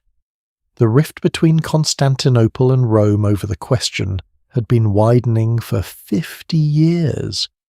And now a regent had come to power who was privately and sincerely what the sources call an iconophile, someone who believed that the veneration of icons was not merely acceptable, but essential to proper Christian practice. She moved carefully.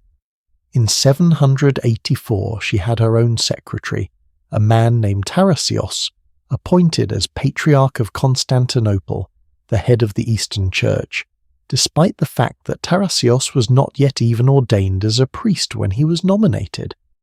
The appointment was extraordinary, and it tells you everything about how she operated. She needed someone she could trust absolutely in the most important ecclesiastical position in the empire, and she was willing to override the normal path of advancement to get him there. Then she convened a church council. The first attempt in Constantinople in 786 was broken up by iconoclast soldiers who stormed the meeting. Irene, rather than conceding defeat, deployed those same soldiers to Asia Minor on the pretext of a campaign against the Arabs, and while they were away she disbanded them, replaced them with troops loyal to her, and convened the council again, this time in Nicaea in 787 at the site of the original Great Council of Nicaea. From 325 the Seventh Ecumenical Council met with 350 bishops in attendance. It formally declared iconoclasm a heresy. It restored the veneration of icons as an article of Christian faith. It reunited the Eastern Church with Rome for the first time in decades. Irene signed the council's decree with her own hand. This is the achievement that 8 centuries later the Eastern Orthodox Church would use as partial justification for recognizing Irene as a saint. The woman who blinded her own son is venerated in some quarters as a holy figure. History, as always, is complicated, because here is what was happening simultaneously with all this ecclesiastical statecraft. As Constantine grew older, grew into his 20s, he grew increasingly resentful of a mother who had never really intended to hand him power. The sources describe a dynamic that escalated over years, Irene issuing orders in her own name and taking precedence over her son in official documents. Constantine trying to assert himself and finding the court machinery consistently arrayed against him. The two of them trading coups and counter-coups like the most dysfunctional family imaginable. In 790, Constantine finally succeeded. The army, tired of Irene's dominance, proclaimed him sole ruler and banished his mother from court.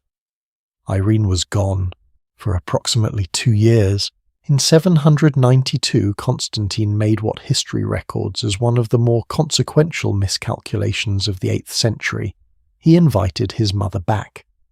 He had been struggling, his military campaigns against Bulgaria had gone badly, and he apparently believed, or was manipulated into believing, that she could help stabilize his position. He restored her as co-ruler. What followed was 5 years of Irene systematically dismantling what remained of her son's political support. The World History Encyclopedia describes one particular moment with a dark kind of elegance. When Constantine was trying to rebuild his relationship with his generals, Irene allegedly suggested that he deal with a perceived act of disloyalty by tattooing the word traitor on the foreheads of 1,000 of his own Armenian soldiers. He did it.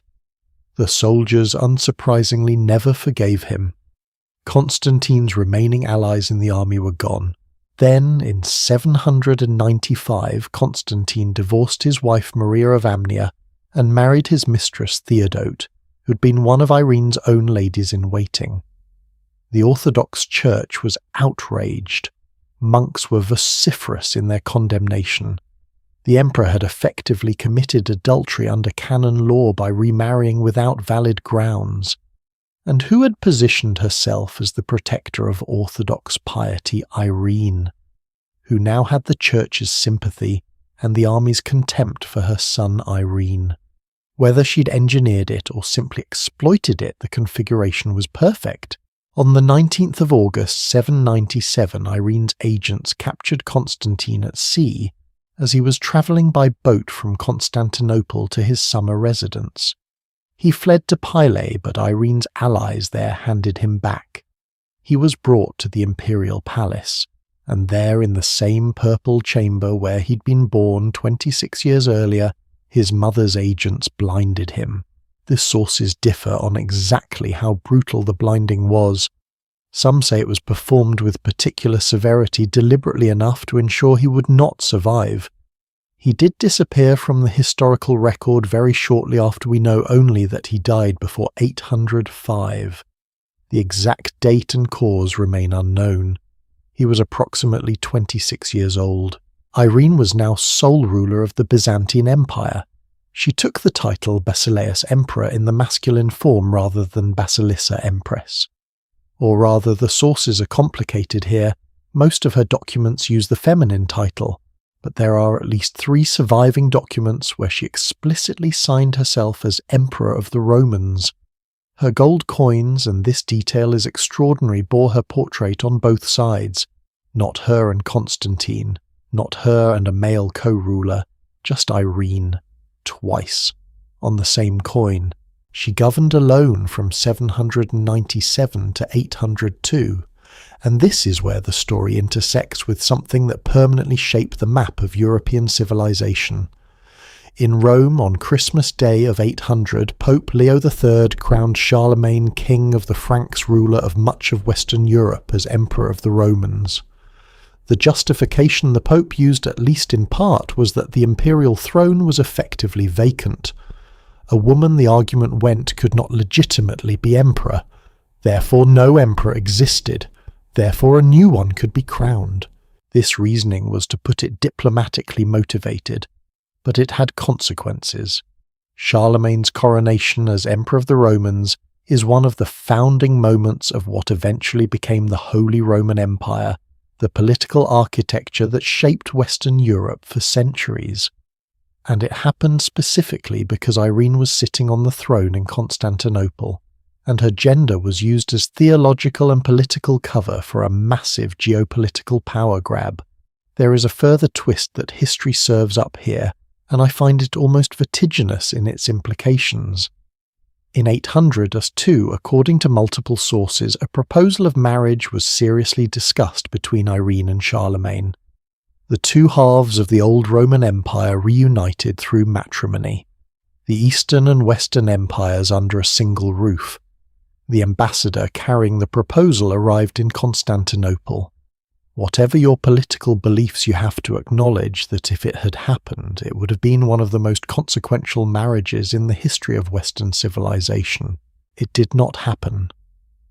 On the 31st of October, 802, before the negotiations could conclude, Irene's finance minister Nikephoros led a palace coup. The nobles who had tolerated Irene's solo rule for 5 years had grown impatient with her financial management. She'd been generous with tax exemptions and direct distributions to the people of Constantinople, which was popular but depleting the treasury, and the prospect of the empire being absorbed into Charlemagne's domain was for many of them simply unacceptable. Irene did not resist. She was exiled first to the island of Principo, then to Lesbos. She died on Lesbos on the 9th of August 803. The sources say she supported herself at the end by spinning wool. The woman who had issued orders as Emperor of the Romans, whose face had appeared on both sides of the Byzantine gold coinage, died on a Mediterranean island doing manual labour. The Eastern Orthodox Church centuries later recognised her anyway. St. Irene of Athens, feast day August the 9th.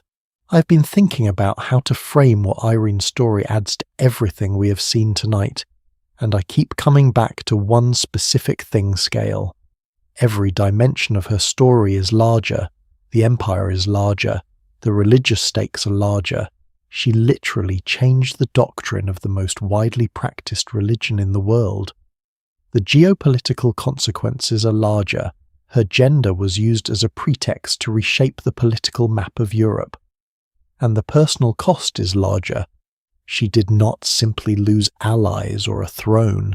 She blinded her own child in the room where he was born.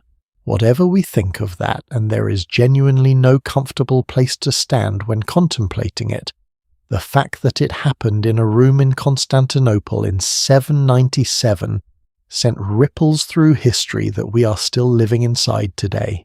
Which brings us at last to a question I think has been building for this entire video. We have now told 9 stories. 9 women who held power or fought for it or built it from nothing. And in nearly every single case, the way history remembered them was shaped not by what they actually did, but by who got to write the story afterward. The words people chose, the accusations they made, the silences they kept. That is what we're going to take apart in the next part of this story, the machinery of how powerful women get erased, distorted, and rewritten. And the answer is both more systematic and more deliberate than most people realize. All right, I want to try something a little different for this part. We've spent the last several hours going deep into individual stories, one queen at a time, one crisis at a time, one remarkable woman, and the particular world she had to navigate. And that has been the right approach, because each of those stories deserves to be understood on its own terms. But at a certain point, if you look at enough of these women, a question starts to form at the back of your mind. Not just, how did she survive, but something more fundamental, what actually works. When you strip away the specific details, the century, the country, the husband, what are the strategies that actually allowed medieval queens to accumulate real lasting power? And are there patterns we can identify? So tonight I want to put 2 queens side by side and compare them directly, not because one of them is better or more admirable or more ruthless than the other, but because the contrast between them is one of the sharpest demonstrations I know of how completely different roads can both lead to the same destination, and also of how in a world that gave women almost no official paths to power, the most critical skill was figuring out which road to take at all. The 2 queens I want to talk about are Eleanor of Castile and Joan of Navarre. You may not recognize both names immediately. That is actually part of what makes this comparison so interesting.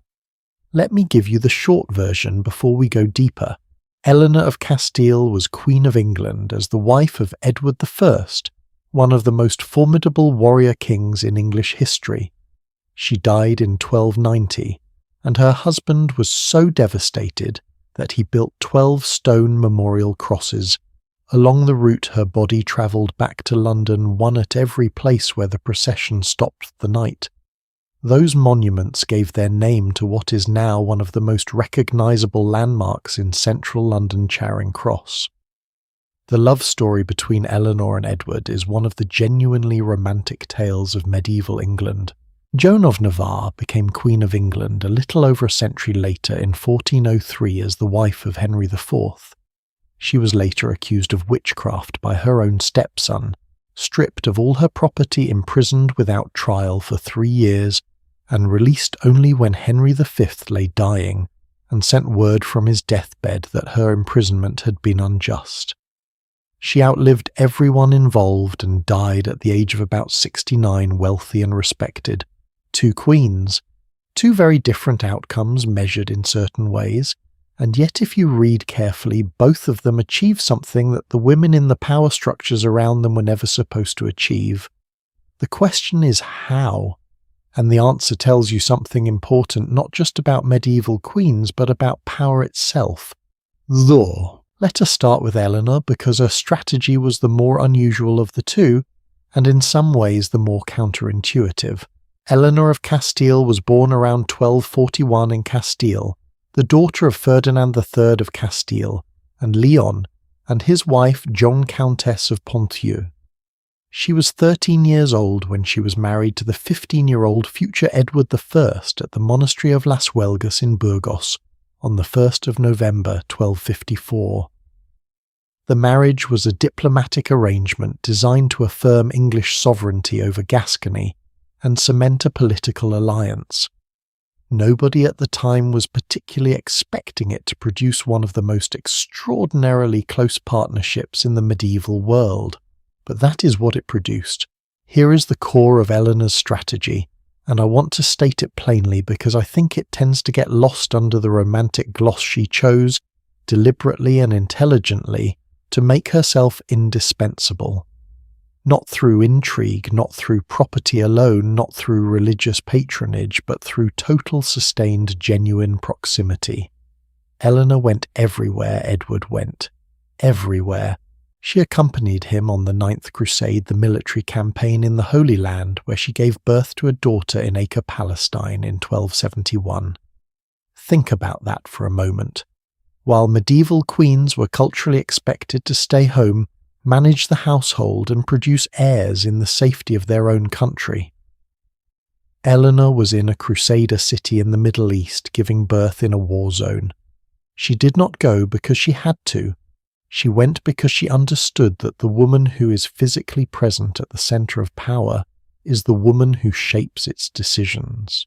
In June 1272, while still in Acre, an assassination attempt was made on Edward with what was believed to be a poisoned dagger. He was wounded in the arm, the wound became seriously inflamed, and a surgeon eventually saved him by cutting away the infected flesh. The legend which grew up in the century after their death says that Eleanor saved his life by sucking the poison from the wound herself.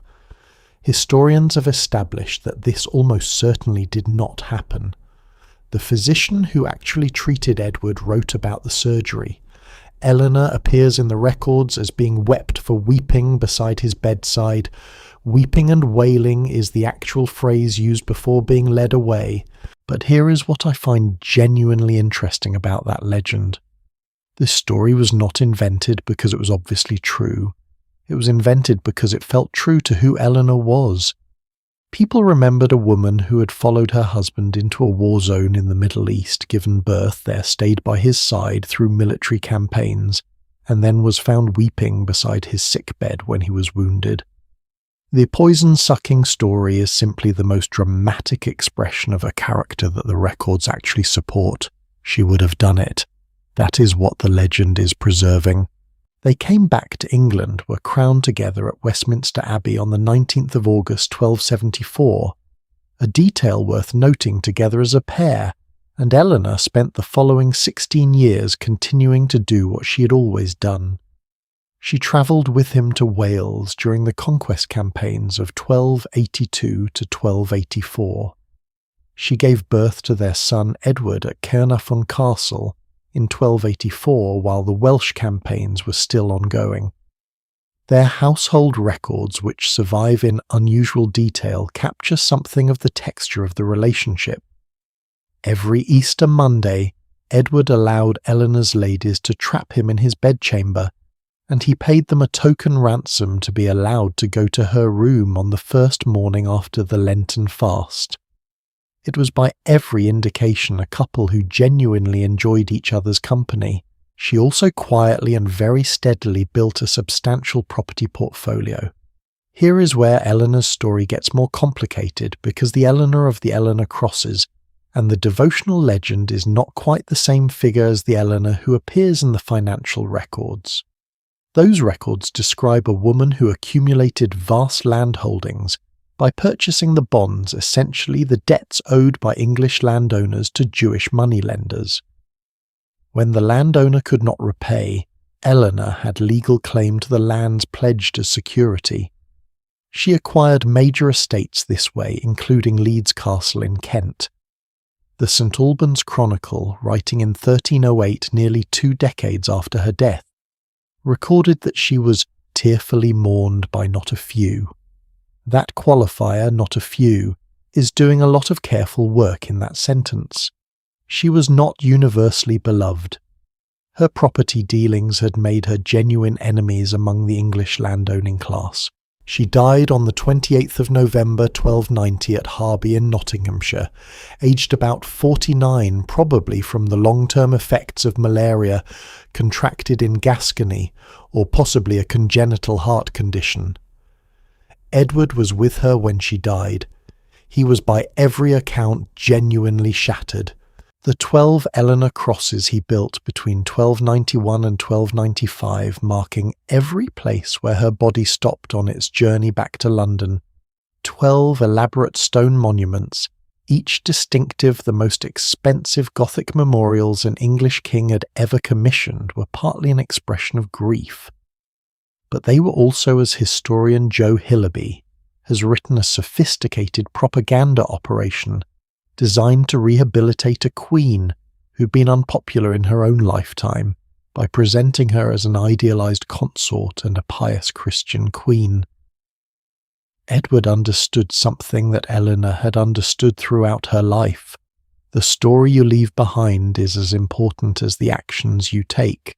Eleanor's 3 separate tombs, her viscera buried at Lincoln Cathedral, her heart at the Dominican Church at Blackfriars, her body at Westminster Abbey, and the candles that burned beside her tomb at Westminster for 2.5 centuries before the Reformation extinguished them, tell you the scale of the posthumous image-making. The Eleanor of history is partly a construction, and it is a construction that Eleanor herself had spent 36 years laying the groundwork for, one careful step at a time. Now, Joan of Navarre. Joan was born around 1368 in Pamplona, the daughter of Charles II of Navarre, who, in a detail that her enemies would later use against her extensively, was known throughout Europe as Charles the Bad, on account of a career that included poison, betrayal, and what his contemporaries described as a general enthusiasm for any method that served his interests regardless of its morality. Her father's reputation was, as we will see, a weapon that would eventually be turned against her.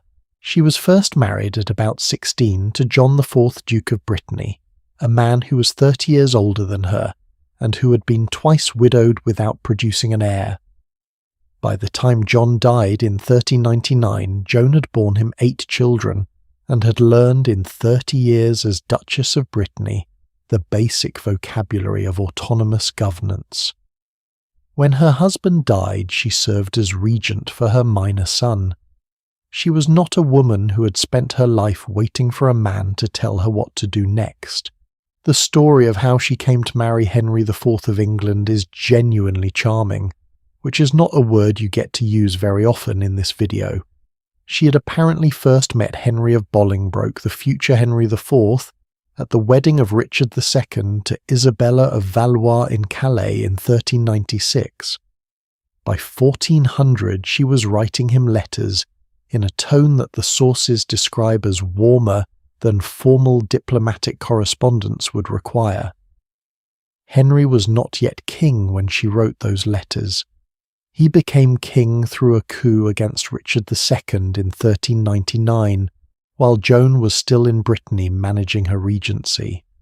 They married by proxy in April 1402, and Joan sailed for England in early 1403. Now, here is where I want you to pay close attention to the comparison, because this is where Eleanor and Joan's strategies diverge most clearly. Eleanor's entire approach to power rested on intimacy, on being there, on knowing that proximity to the king was the most reliable path to influence, and that her value lay precisely in being irreplaceable to him personally. The approach worked brilliantly, produced a marriage of genuine affection and real political partnership, and ultimately generated a posthumous reputation of extraordinary durability. But it came with a structural vulnerability that Eleanor never had to confront. What happens when the king dies, and you are the widow. Eleanor died before Edward. She never had to answer that question. Joan did. Henry IV died in 1413, leaving Joan as Queen Dowager of England with a substantial dower income of 10,000 marks per year. She chose to stay in England rather than return to Brittany or Navarre. She'd built relationships with her stepchildren. She had a life there. She was, by the accounts that survive, on genuinely good terms with the new King Henry V. She attended the celebrations following his victory at Agincourt in 1415, publicly taking her place in the English court's rejoicings, and this, I think, deserves a moment of acknowledgement, because those celebrations were partly for a victory over French forces, among whom Joan's own son-in-law, the Duke of Alençon, had fought and died. Her own son Arthur had been captured and brought to England as a prisoner. She attended those celebrations anyway because she understood that her position in England depended on being a Queen of England, not a Princess of Navarre. That is not a small thing. That is a very specific kind of loyalty performed at real personal cost in full public view. And yet in September of 1419 it made no difference at all. On the 27th of September 1419 the Royal Council stripped Joan of all her possessions and revenue. 4 days later she was arrested. The charge was that her confessor, a Franciscan friar named John Randolph, had accused her of compassing the death and destruction of our Lord the King in the most treasonable and horrible manner that could be devised.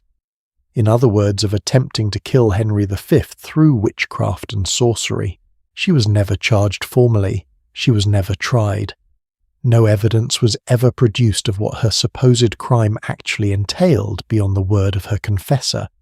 She was simply imprisoned at Pevensey Castle, then at Leeds Castle, the same Leeds Castle that Eleanor of Castile had acquired a century earlier through her financial dealings, while her dower income of 10,000 marks per year flowed into Henry V's treasury, which was at that moment depleted almost to nothing by the costs of the French campaigns. Joan spent 3 years in comfortable captivity. She had a household of servants, was allowed visitors, purchased wine and clothing and a parrot, and received calls from Henry's own uncle and brother, neither of whom appears to have believed she was actually a witch.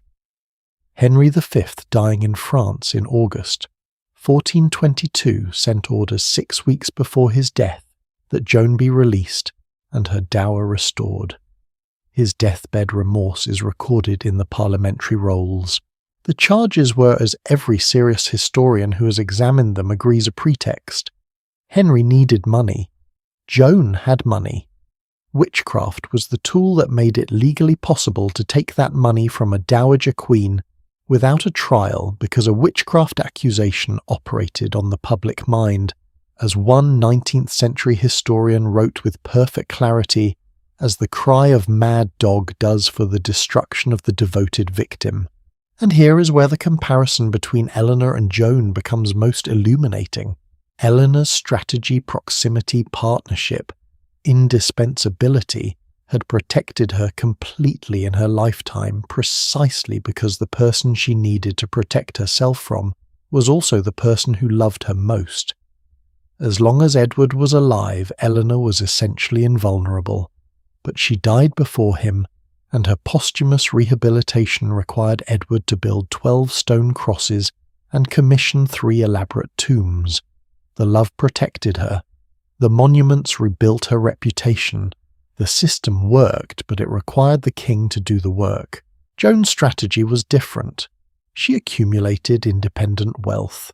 She maintained multiple political identities simultaneously, daughter of Navarre, Duchess of Brittany, Queen of England, that gave her flexibility no single alliance could provide. She was a skilled enough diplomat that even during her imprisonment she remained in contact with the highest levels of English royal society. And critically, she survived 3 years of what amounted to state-sanctioned theft, emerged on the other side, and lived comfortably for another 15 years, dying at around 69, and receiving a state funeral from Henry VI, who laid a gold tablet on her tomb. Think about that. Joan of Navarre, the only English queen ever officially punished for witchcraft, received a state funeral from the next king, who clearly did not believe the charges for a moment. Her strategy did not protect her from being robbed, but it did protect her from being destroyed. She outlasted the man who robbed her, and she did it without 12 stone crosses and without anyone particularly mourning her publicly. So which of them actually understood power better? I honestly do not think that question has a clean answer, and I think that is the point.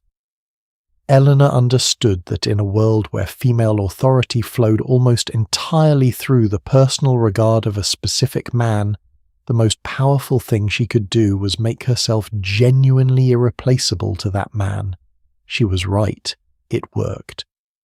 Joan understood that in a world where that specific man could die, and leave you stranded financial independence and diplomatic flexibility were the only reliable cushion. She was also right. It also worked. They were solving the same problem. How do you hold power in a system that does not legally recognize your right to it from two different angles? And both of them in their different ways managed it. The thing that links them, though, is something neither of them could entirely control: the story that got told afterward. Eleanor was rehabilitated by 12 crosses and a romantic legend. Joan was eventually rehabilitated by a state funeral and the quiet passage of time. But in both cases, the historical record is partly a construction built by people with interests filtered through assumptions, shaped by what the people writing it wanted to believe, which means the most important skill for a medieval queen, and arguably for anyone navigating a world that does not automatically recognize your authority, was not just knowing how to act. It was knowing how to make your actions legible to the people who would eventually decide what to remember. And that brings us to exactly the question I have been building toward for this entire video. Because if every one of these stories has an argument running through it about how powerful women get remembered, or not remembered, or misremembered, or deliberately destroyed, then at some point we need to talk directly about the machinery of that process. The people who wrote the histories, the words they chose, the accusations they made, the patterns that once you learn to see them are absolutely everywhere. That is what we're going to take apart next. The Church, the chroniclers, and the most sustained smear campaign in medieval history. So here is a question I want you to sit with for just a moment before we go any further. Every woman we have talked about in this series, every single one had enemies who were still alive when she died. Men who had lost to her, been outmaneuvered by her, been embarrassed by her, been governed by her. And every single one of those men knew that after she was gone, after she could no longer respond or defend herself, someone was going to sit down and write the history. Do you think that history was going to be fair? I've been building toward this part of the conversation for a long time now, because I think it is the most important piece of the whole puzzle. The individual stories we have told, the campaigns, the coronations, the property disputes, the assassination plots, the stone crosses, all of those matter. But they matter even more when you understand the system that was working quietly and methodically to ensure that none of them would be remembered correctly. What I want to show you tonight is not just that medieval women got bad press. That is obvious and not very interesting on its own. What I want to show you is how the machine actually worked. The specific mechanisms, the identifiable techniques, the moments where you can put your finger on the exact page of the exact chronicle and say, here, right here, this is where the lie was constructed. Because once you learn to see the four mechanisms, you cannot stop seeing them. And you will find them not just in medieval history, but in almost every account of powerful women you have ever read. Let us start with the oldest and most important technique of all, because it sets the stage for everything else. The problem of who was holding the pen. Here is a fact about medieval historical writing that I think most people do not fully absorb. Every major chronicle from the early medieval period, every primary source, every eyewitness account, every official history was written by a man who had taken religious vows. The chroniclers were monks, bishops, abbots, priests. They lived in male institutions. They were educated exclusively within male institutions, and they were operating within a theological framework that had for centuries systematically defined female authority as a deviation from the natural order. This is not a guess. The texts exist and they say exactly what I am describing. Tertullian, writing in roughly the 2nd century of the Common Era, and considered by scholars one of the founders of Western Christian theology, addressed women directly in a work called On the Apparel of Women. His words are unambiguous. He wrote that woman is the gateway of the devil, the one who destroyed so easily God's image, Adam. This text was copied, studied, and taught in monasteries across Europe for the next 1,000 years. It was part of the theological air that every single medieval chronicler breathed. When a monk sat down to write about a woman who had commanded armies, negotiated with emperors, built roads, outwitted kings, and governed millions of people, he was not approaching that subject neutrally. He was approaching it with a framework already in place, a framework that told him before he wrote a single word that what he was describing should not have happened. That is the first mechanism, not malice exactly. Something more insidious, a built-in interpretive lens that turned every exercise of female power into an anomaly requiring explanation and usually correction. The second mechanism is what I think of as the time delay, and this is where the historical record gets genuinely fascinating because you can actually measure it. I want to walk you through what happened to Brunhilda of Austrasia after her death, because it is the clearest demonstration I know of how this particular technique works. When Gregory of Tours wrote his History of the Franks in the late 6th century, he was writing as a contemporary. He had personally met Brunhilda. He had corresponded with her. He had navigated the complicated politics of her court. And while Gregory was not exactly a neutral observer, he had his own biases, his own alliances, and his own reasons to favour or disfavour various parties. His account of Brunhilda is by the standards of the time relatively factual. He describes her governing. He describes her diplomatic work. He records her as a political actor, not merely a female deviant. Then Brunhilda was executed in 613, killed by her great-nephew Clothar II, in a manner so deliberately theatrical, paraded on a camel before the entire army, tortured for 3 days, then tied to the feet of a horse and dragged to pieces that, you know, the point was not just to kill her but to make a statement, to destroy the image as well as the person. 50 years after her death, a new chronicle appeared attributed to a writer known to historians as Fredegund. Fredegund was writing under the patronage of Clothar II's successors, that is, the family that had killed Brunhilda and needed history to justify that killing. And in Fredegund's account, Brunhilda begins to change. She becomes more sinister, more sexually depraved, more purely villainous. Details appear that have no basis in any earlier source. Then, a century after Brunhilda's death, a full 100 years after the woman herself had any ability to respond, a document called the Liber Historiae Francorum appeared. And in this text, the transformation is complete and unmistakable. Fredegund, Brunhilda's great rival, is now introduced as beautiful, very cunning, and an adulteress. Brunhilda is called a second Jezebel, and then, and this is the part that I find most telling, sexual details are added that appear in no earlier source whatsoever. Brunhilda, the text informs us, seduced many men. This accusation is placed in the context of events that occurred when Brunhilda was well into her late 50s. Let me emphasize that. 50 years after her death, writers under the patronage of her killers added a detail claiming she'd been sexually promiscuous at an advanced age. There is no earlier record of this claim. It cannot be verified. It appears at the exact historical moment when the family that murdered her needed the murder to be justified. This is not history. This is an instruction manual for character assassination preserved in the historical record with the same apparent authority as actual contemporary accounts. And here is the part that keeps me up at night. If you read those later chronicles without knowing the earlier sources, you would have no way of knowing the difference. The third mechanism requires us to talk about something that is genuinely uncomfortable, because it involves not just what medieval chroniclers added to the record, but what they chose to leave out. There is a story about Brunhilda that you almost certainly do not know, because for about 1300 years nobody told it.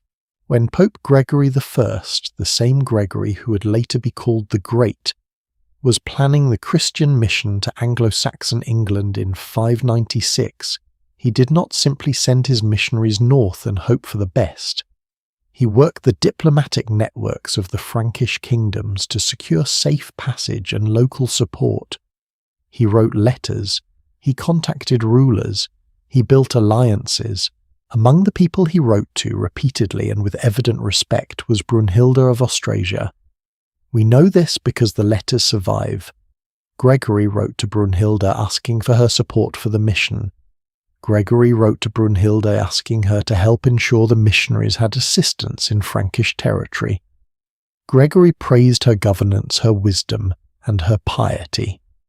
When the mission to England began to show results, Gregory wrote to Brunhilda again, this time to thank her.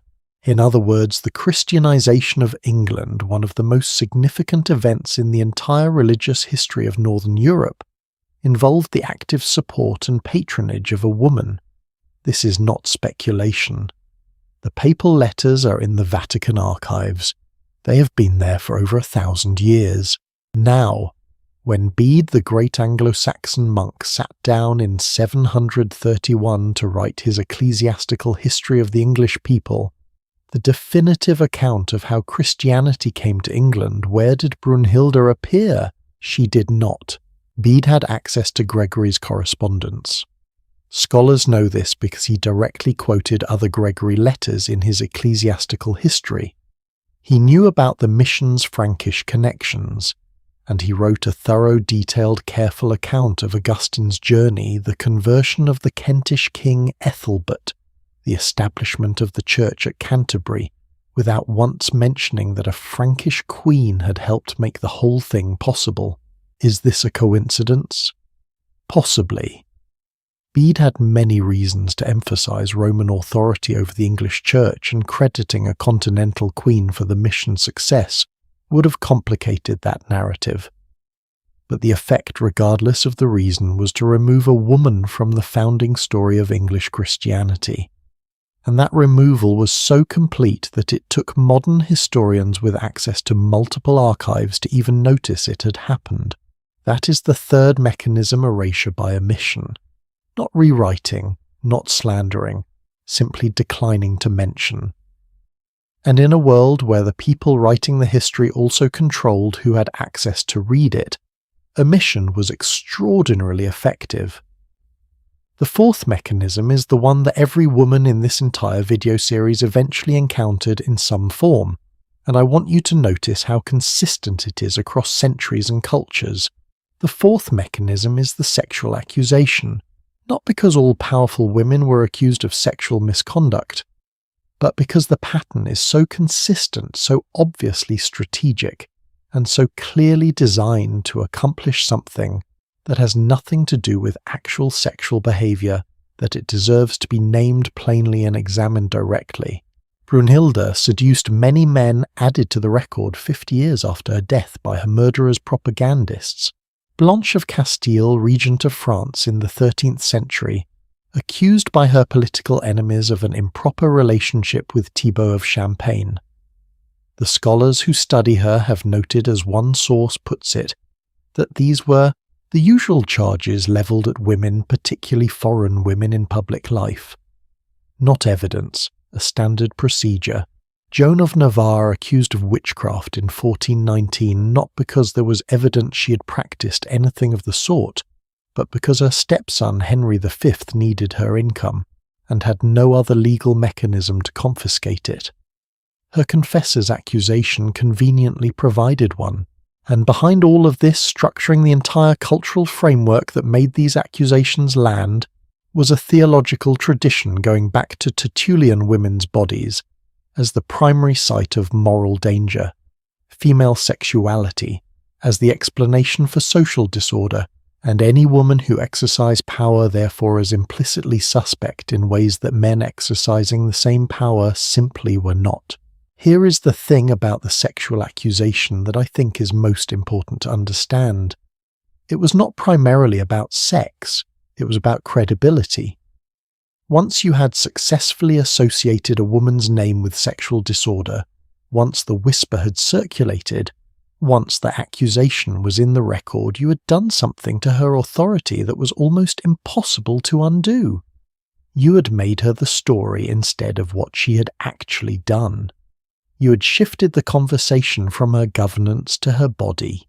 and medieval audiences trained by centuries of theology to understand female sexuality as inherently suspect were primed to believe it. Now I want to pause here and address something directly because I anticipate the objection. Someone is thinking, but some of these women really did do terrible things. Brunhilda really did order assassinations. Fredegund really did send poisoned weapons against enemies. The record of what medieval queens could, and sometimes did do, is not clean, and pretending otherwise would be dishonest. That is absolutely true, and I am not arguing that every woman in this video is a misunderstood saint. What I am arguing is something more specific and I think more important, that the same actions were recorded differently, depending on whether the actor was male or female. When a king ordered an assassination, the chronicles recorded it as a political act harsh, perhaps, but understandable within the logic of medieval power. When a queen ordered the same assassination, the chronicles recorded it as evidence of female depravity, of unnatural cruelty, of the essential monstrousness of women who dared to act like kings.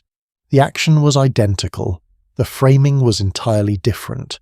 John Knox, writing in 1558 in his notorious pamphlet a text he titled The First Blast of the Trumpet, against the monstrous regiment of women, made this framework explicit in a way that medieval chroniclers had mostly left implicit.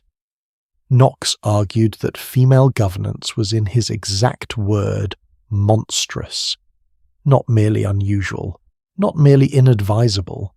Monstrous meaning contrary to nature against the divine order, a sign of divine punishment on a sinful nation. When that pamphlet circulated through Europe, it gave a name and a theological justification to something that had been doing its work in the historical record for nearly 1,000 years. The word monstrous was not new in 1558. It was simply the first time someone said it quite that plainly. So where does that leave us? I've been thinking a lot about what it actually means to study history through this lens, to go back through these chronicles with the specific question, what was being hidden here, and by whom, and why? There is something genuinely strange about it, because on one hand it is discouraging. The further you dig, the clearer it becomes how thoroughly the record has been shaped, how many of the primary sources we rely on were written by people with specific interests in telling specific stories. The history we inherited was in significant ways a construction, but on the other hand, and I think this is the part that matters, the construction was not perfect. It could not be, because the women we've been talking about were too consequential, too thoroughly embedded in events that other people needed to describe accurately for their own purposes to be completely removed. The letters survive, the charters survive, the roads Brunhilda built still exist. Eleanor's crosses are still standing in the English countryside. The bones of Empress Irene's theological revolution are still embedded in the doctrine of every major Christian denomination on earth. They could be distorted, they could be diminished, they could be buried under centuries of bad press and strategic omission, but they could not be entirely unmade. And there is something in that, I think, that is worth holding on to, not just as a lesson about these particular women, but as a lesson about the nature of history itself. The record is not neutral, the archive is not innocent. Every story we inherit came through a set of hands with a set of interests, and knowing that really knowing it in the bones changes how you read everything. Which brings me to the question I genuinely want to know the answer to, because we have now spent 11 parts of this video looking at the evidence, examining the mechanisms, hearing the stories, and I am curious what you are walking away with. Which of these women surprised you most? Which story did you not expect? Drop it in the comments. I read them, I promise. And speaking of things that did not go according to plan, the final part of this series goes somewhere I did not originally intend to go. Because once you understand the machinery of historical erasure, you start asking a question that is harder than any of the ones we've asked so far. Not just how were these women written out of history, but what would history look like if they had not been? What did Europe actually lose when it systematically dismantled the authority of its most capable queens? The answer involves a reckoning with what the Middle Ages could have been and what it was not. That is where we are going next. There is a moment in 1413, a single moment in a single room at a single desk that I want you to picture very clearly before we go anywhere else. A man named Jean de Montreuil is sitting in the royal chancellery in Paris. He is a scholar, a royal notary and secretary, a man who knows exactly what he is doing, and he is doing something extraordinary. He is forging history, not forging it dramatically with a quill dipped in dramatic intent. He is doing something far more surgical. He is adding two small words in regno meaning in the kingdom to an ancient legal text. Those two words change the entire meaning of the passage. They take a clause that was originally about who can inherit farmland and transform it into the foundation for a constitutional principle that women cannot rule France, cannot transmit a claim to France, cannot in any meaningful legal sense exist in French political life as anything more than a conduit for their husbands and sons. He called it the Salic Law, borrowing the name from a Frankish legal code that King Clovis I had written nearly 900 years earlier. The original law said nothing about royal succession. It was a code about property and fines. But in 1413, rewritten, renamed, and given the weight of invented antiquity, it became something else entirely. It became the legal architecture for erasing half the population from power. And here is the truly remarkable thing. The forgery worked, not just in France, it spread. It was cited, copied, adapted. It was printed in Paris 11 times between 1488 and 1558. It was performed in theatrical pageants at royal coronations. By the 16th century, the Salic Law, which had not existed as a rule of royal succession until about 100 years before, was treated as a primordial, ancient natural feature of European civilization, as if it had always been there, as if it had simply been discovered rather than invented by a man at a desk who needed women to disappear from the historical record. Now, I want to ask you to hold that image Jean de Montreuil's two inserted words and everything that followed while I tell you what those two words actually cost.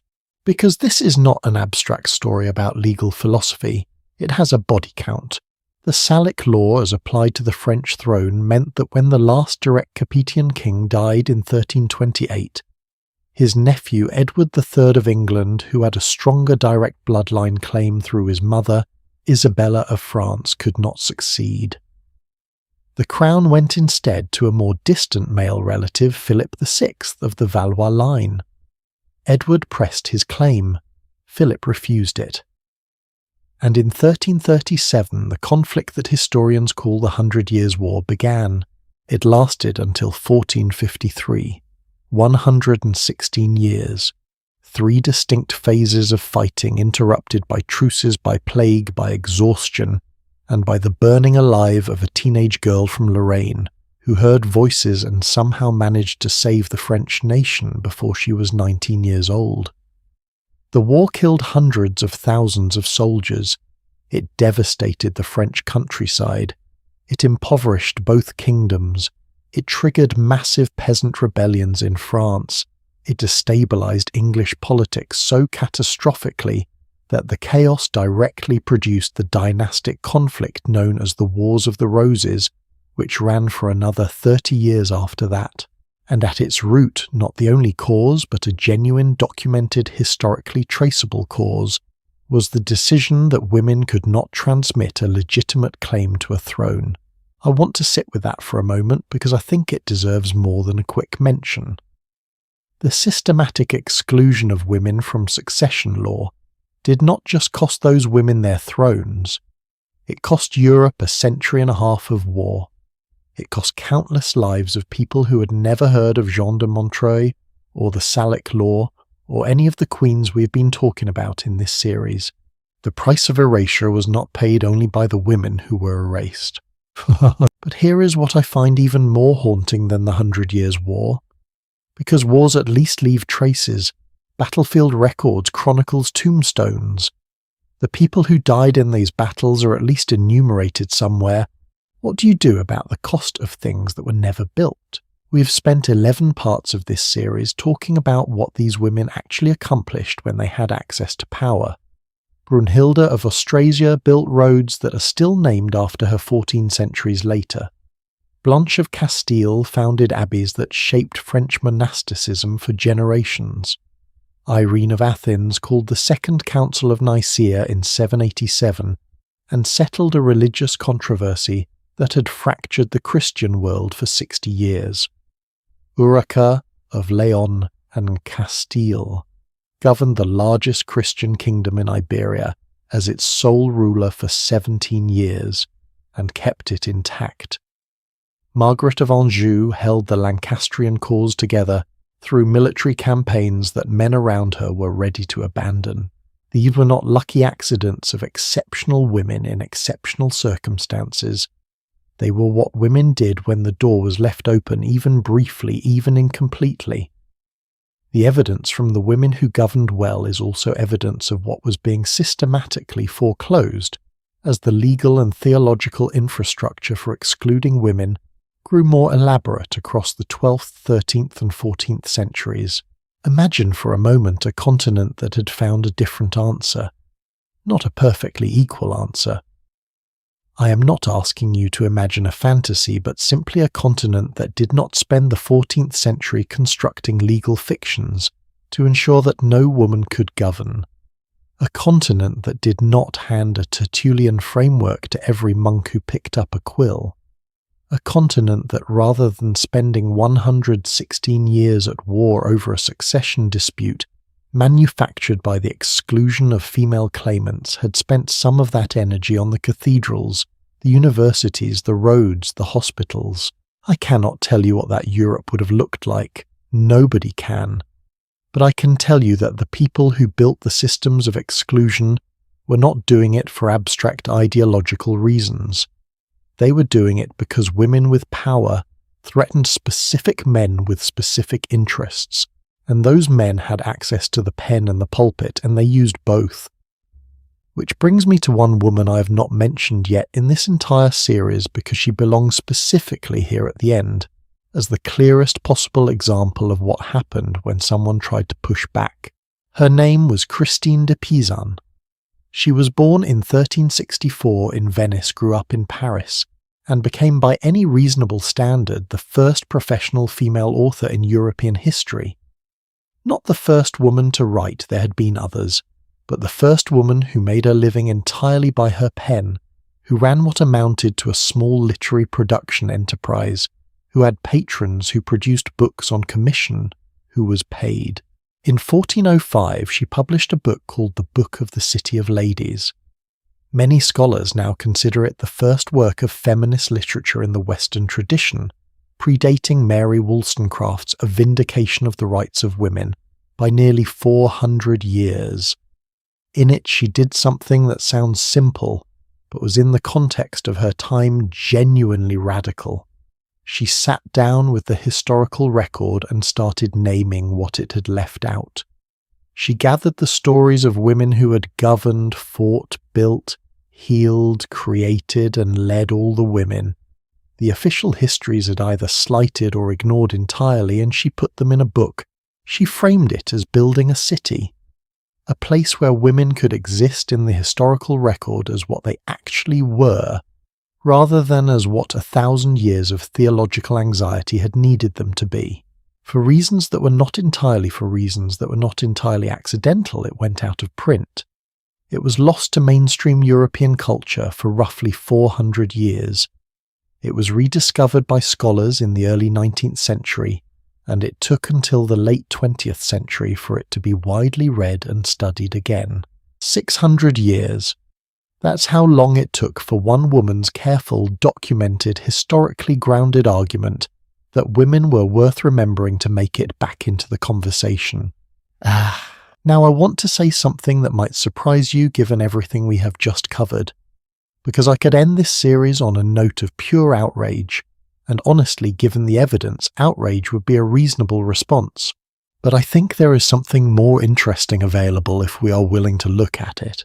Consider what it actually means that we can have this conversation at all. The systems we've been describing, the chronicle writing, the law forging, the theological frameworks, the strategic sexual accusations, the deliberate omissions were extraordinarily comprehensive.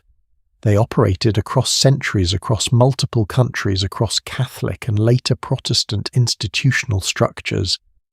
They had enormous resources behind them, enormous social authority. The people who built them were not stupid. And yet, the Eleanor crosses are still standing in the English countryside. The roads through France still bear Brunhilda's name. The papal letters to Brunhilda about the English mission are still in the Vatican archives. The charters Urraca signed are still in the Spanish archives. The treaties Blanche negotiated still exist. The theological decision Irene called still shapes the doctrine of over 2 billion Christians. Christine de Pizan is back in print, translated into dozens of languages, studied in universities on every continent. All of the women we have talked about in this series are right now in 2025 more visible, more studied, more accurately understood than they have been at almost any point since they were alive. Not because the systems of erasure suddenly decided to be helpful, but because the evidence was too solid, too embedded in too many places, too thoroughly attached to things that mattered to too many people to disappear entirely. There is something in that which I think is worth more than outrage. It is evidence that the record, even when bent, even when deliberately broken in places, has a kind of resilience. That real governance, real accomplishment, real consequence leaves marks that are genuinely difficult to fully obscure, that the people who pick up the pieces eventually find them. And that really is why this entire series exists. Not to be angry, although anger is sometimes appropriate, and I will not pretend otherwise. Not to reverse a verdict as if history were a courtroom where we get to go back and change the ruling, but because these women were real. They governed real territories, fought real battles, made real decisions, whose consequences rippled through centuries. They were complicated in the ways that all-powerful people are complicated, sometimes admirable, sometimes ruthless, sometimes visionary, sometimes wrong. They were human, which is the most important thing history can say about anyone. And the specific way they were erased the mechanisms we traced across 11 parts of this series, from the chronicles to the laws to the witchcraft accusations to the sexual slanders added decades after death. That erasure is itself a historical fact worth understanding, not because it tells us only about those women, but because it tells us about the systems that built our world, the assumptions that were baked into the legal codes, the religious frameworks, the historical narratives that shaped everything that came after. Every time you read a historical account and notice who is missing, you are doing exactly what Christine de Pizan was doing in 1405. Every time you ask who was holding the pen, you are asking the right question. That habit of mind, that willingness to look at the archive and ask, not just what it says, but who made it. And why is I genuinely believe one of the most important things history can teach us. So here is what I want to leave you with tonight. The queens who terrified medieval Europe were terrifying for a specific reason. Not because they were violent, although some were. Not because they were corrupt, although power corrupts everyone eventually.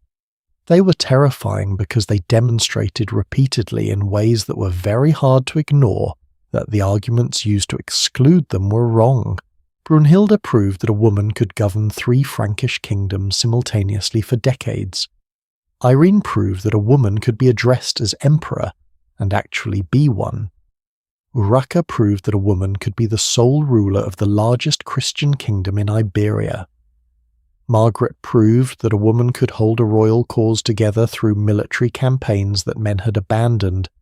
and hundreds of others less famous but equally real proved the same thing in smaller theatres, in local courts, in administrative decisions, in treaty negotiations, in the daily work of running things that needed to be run.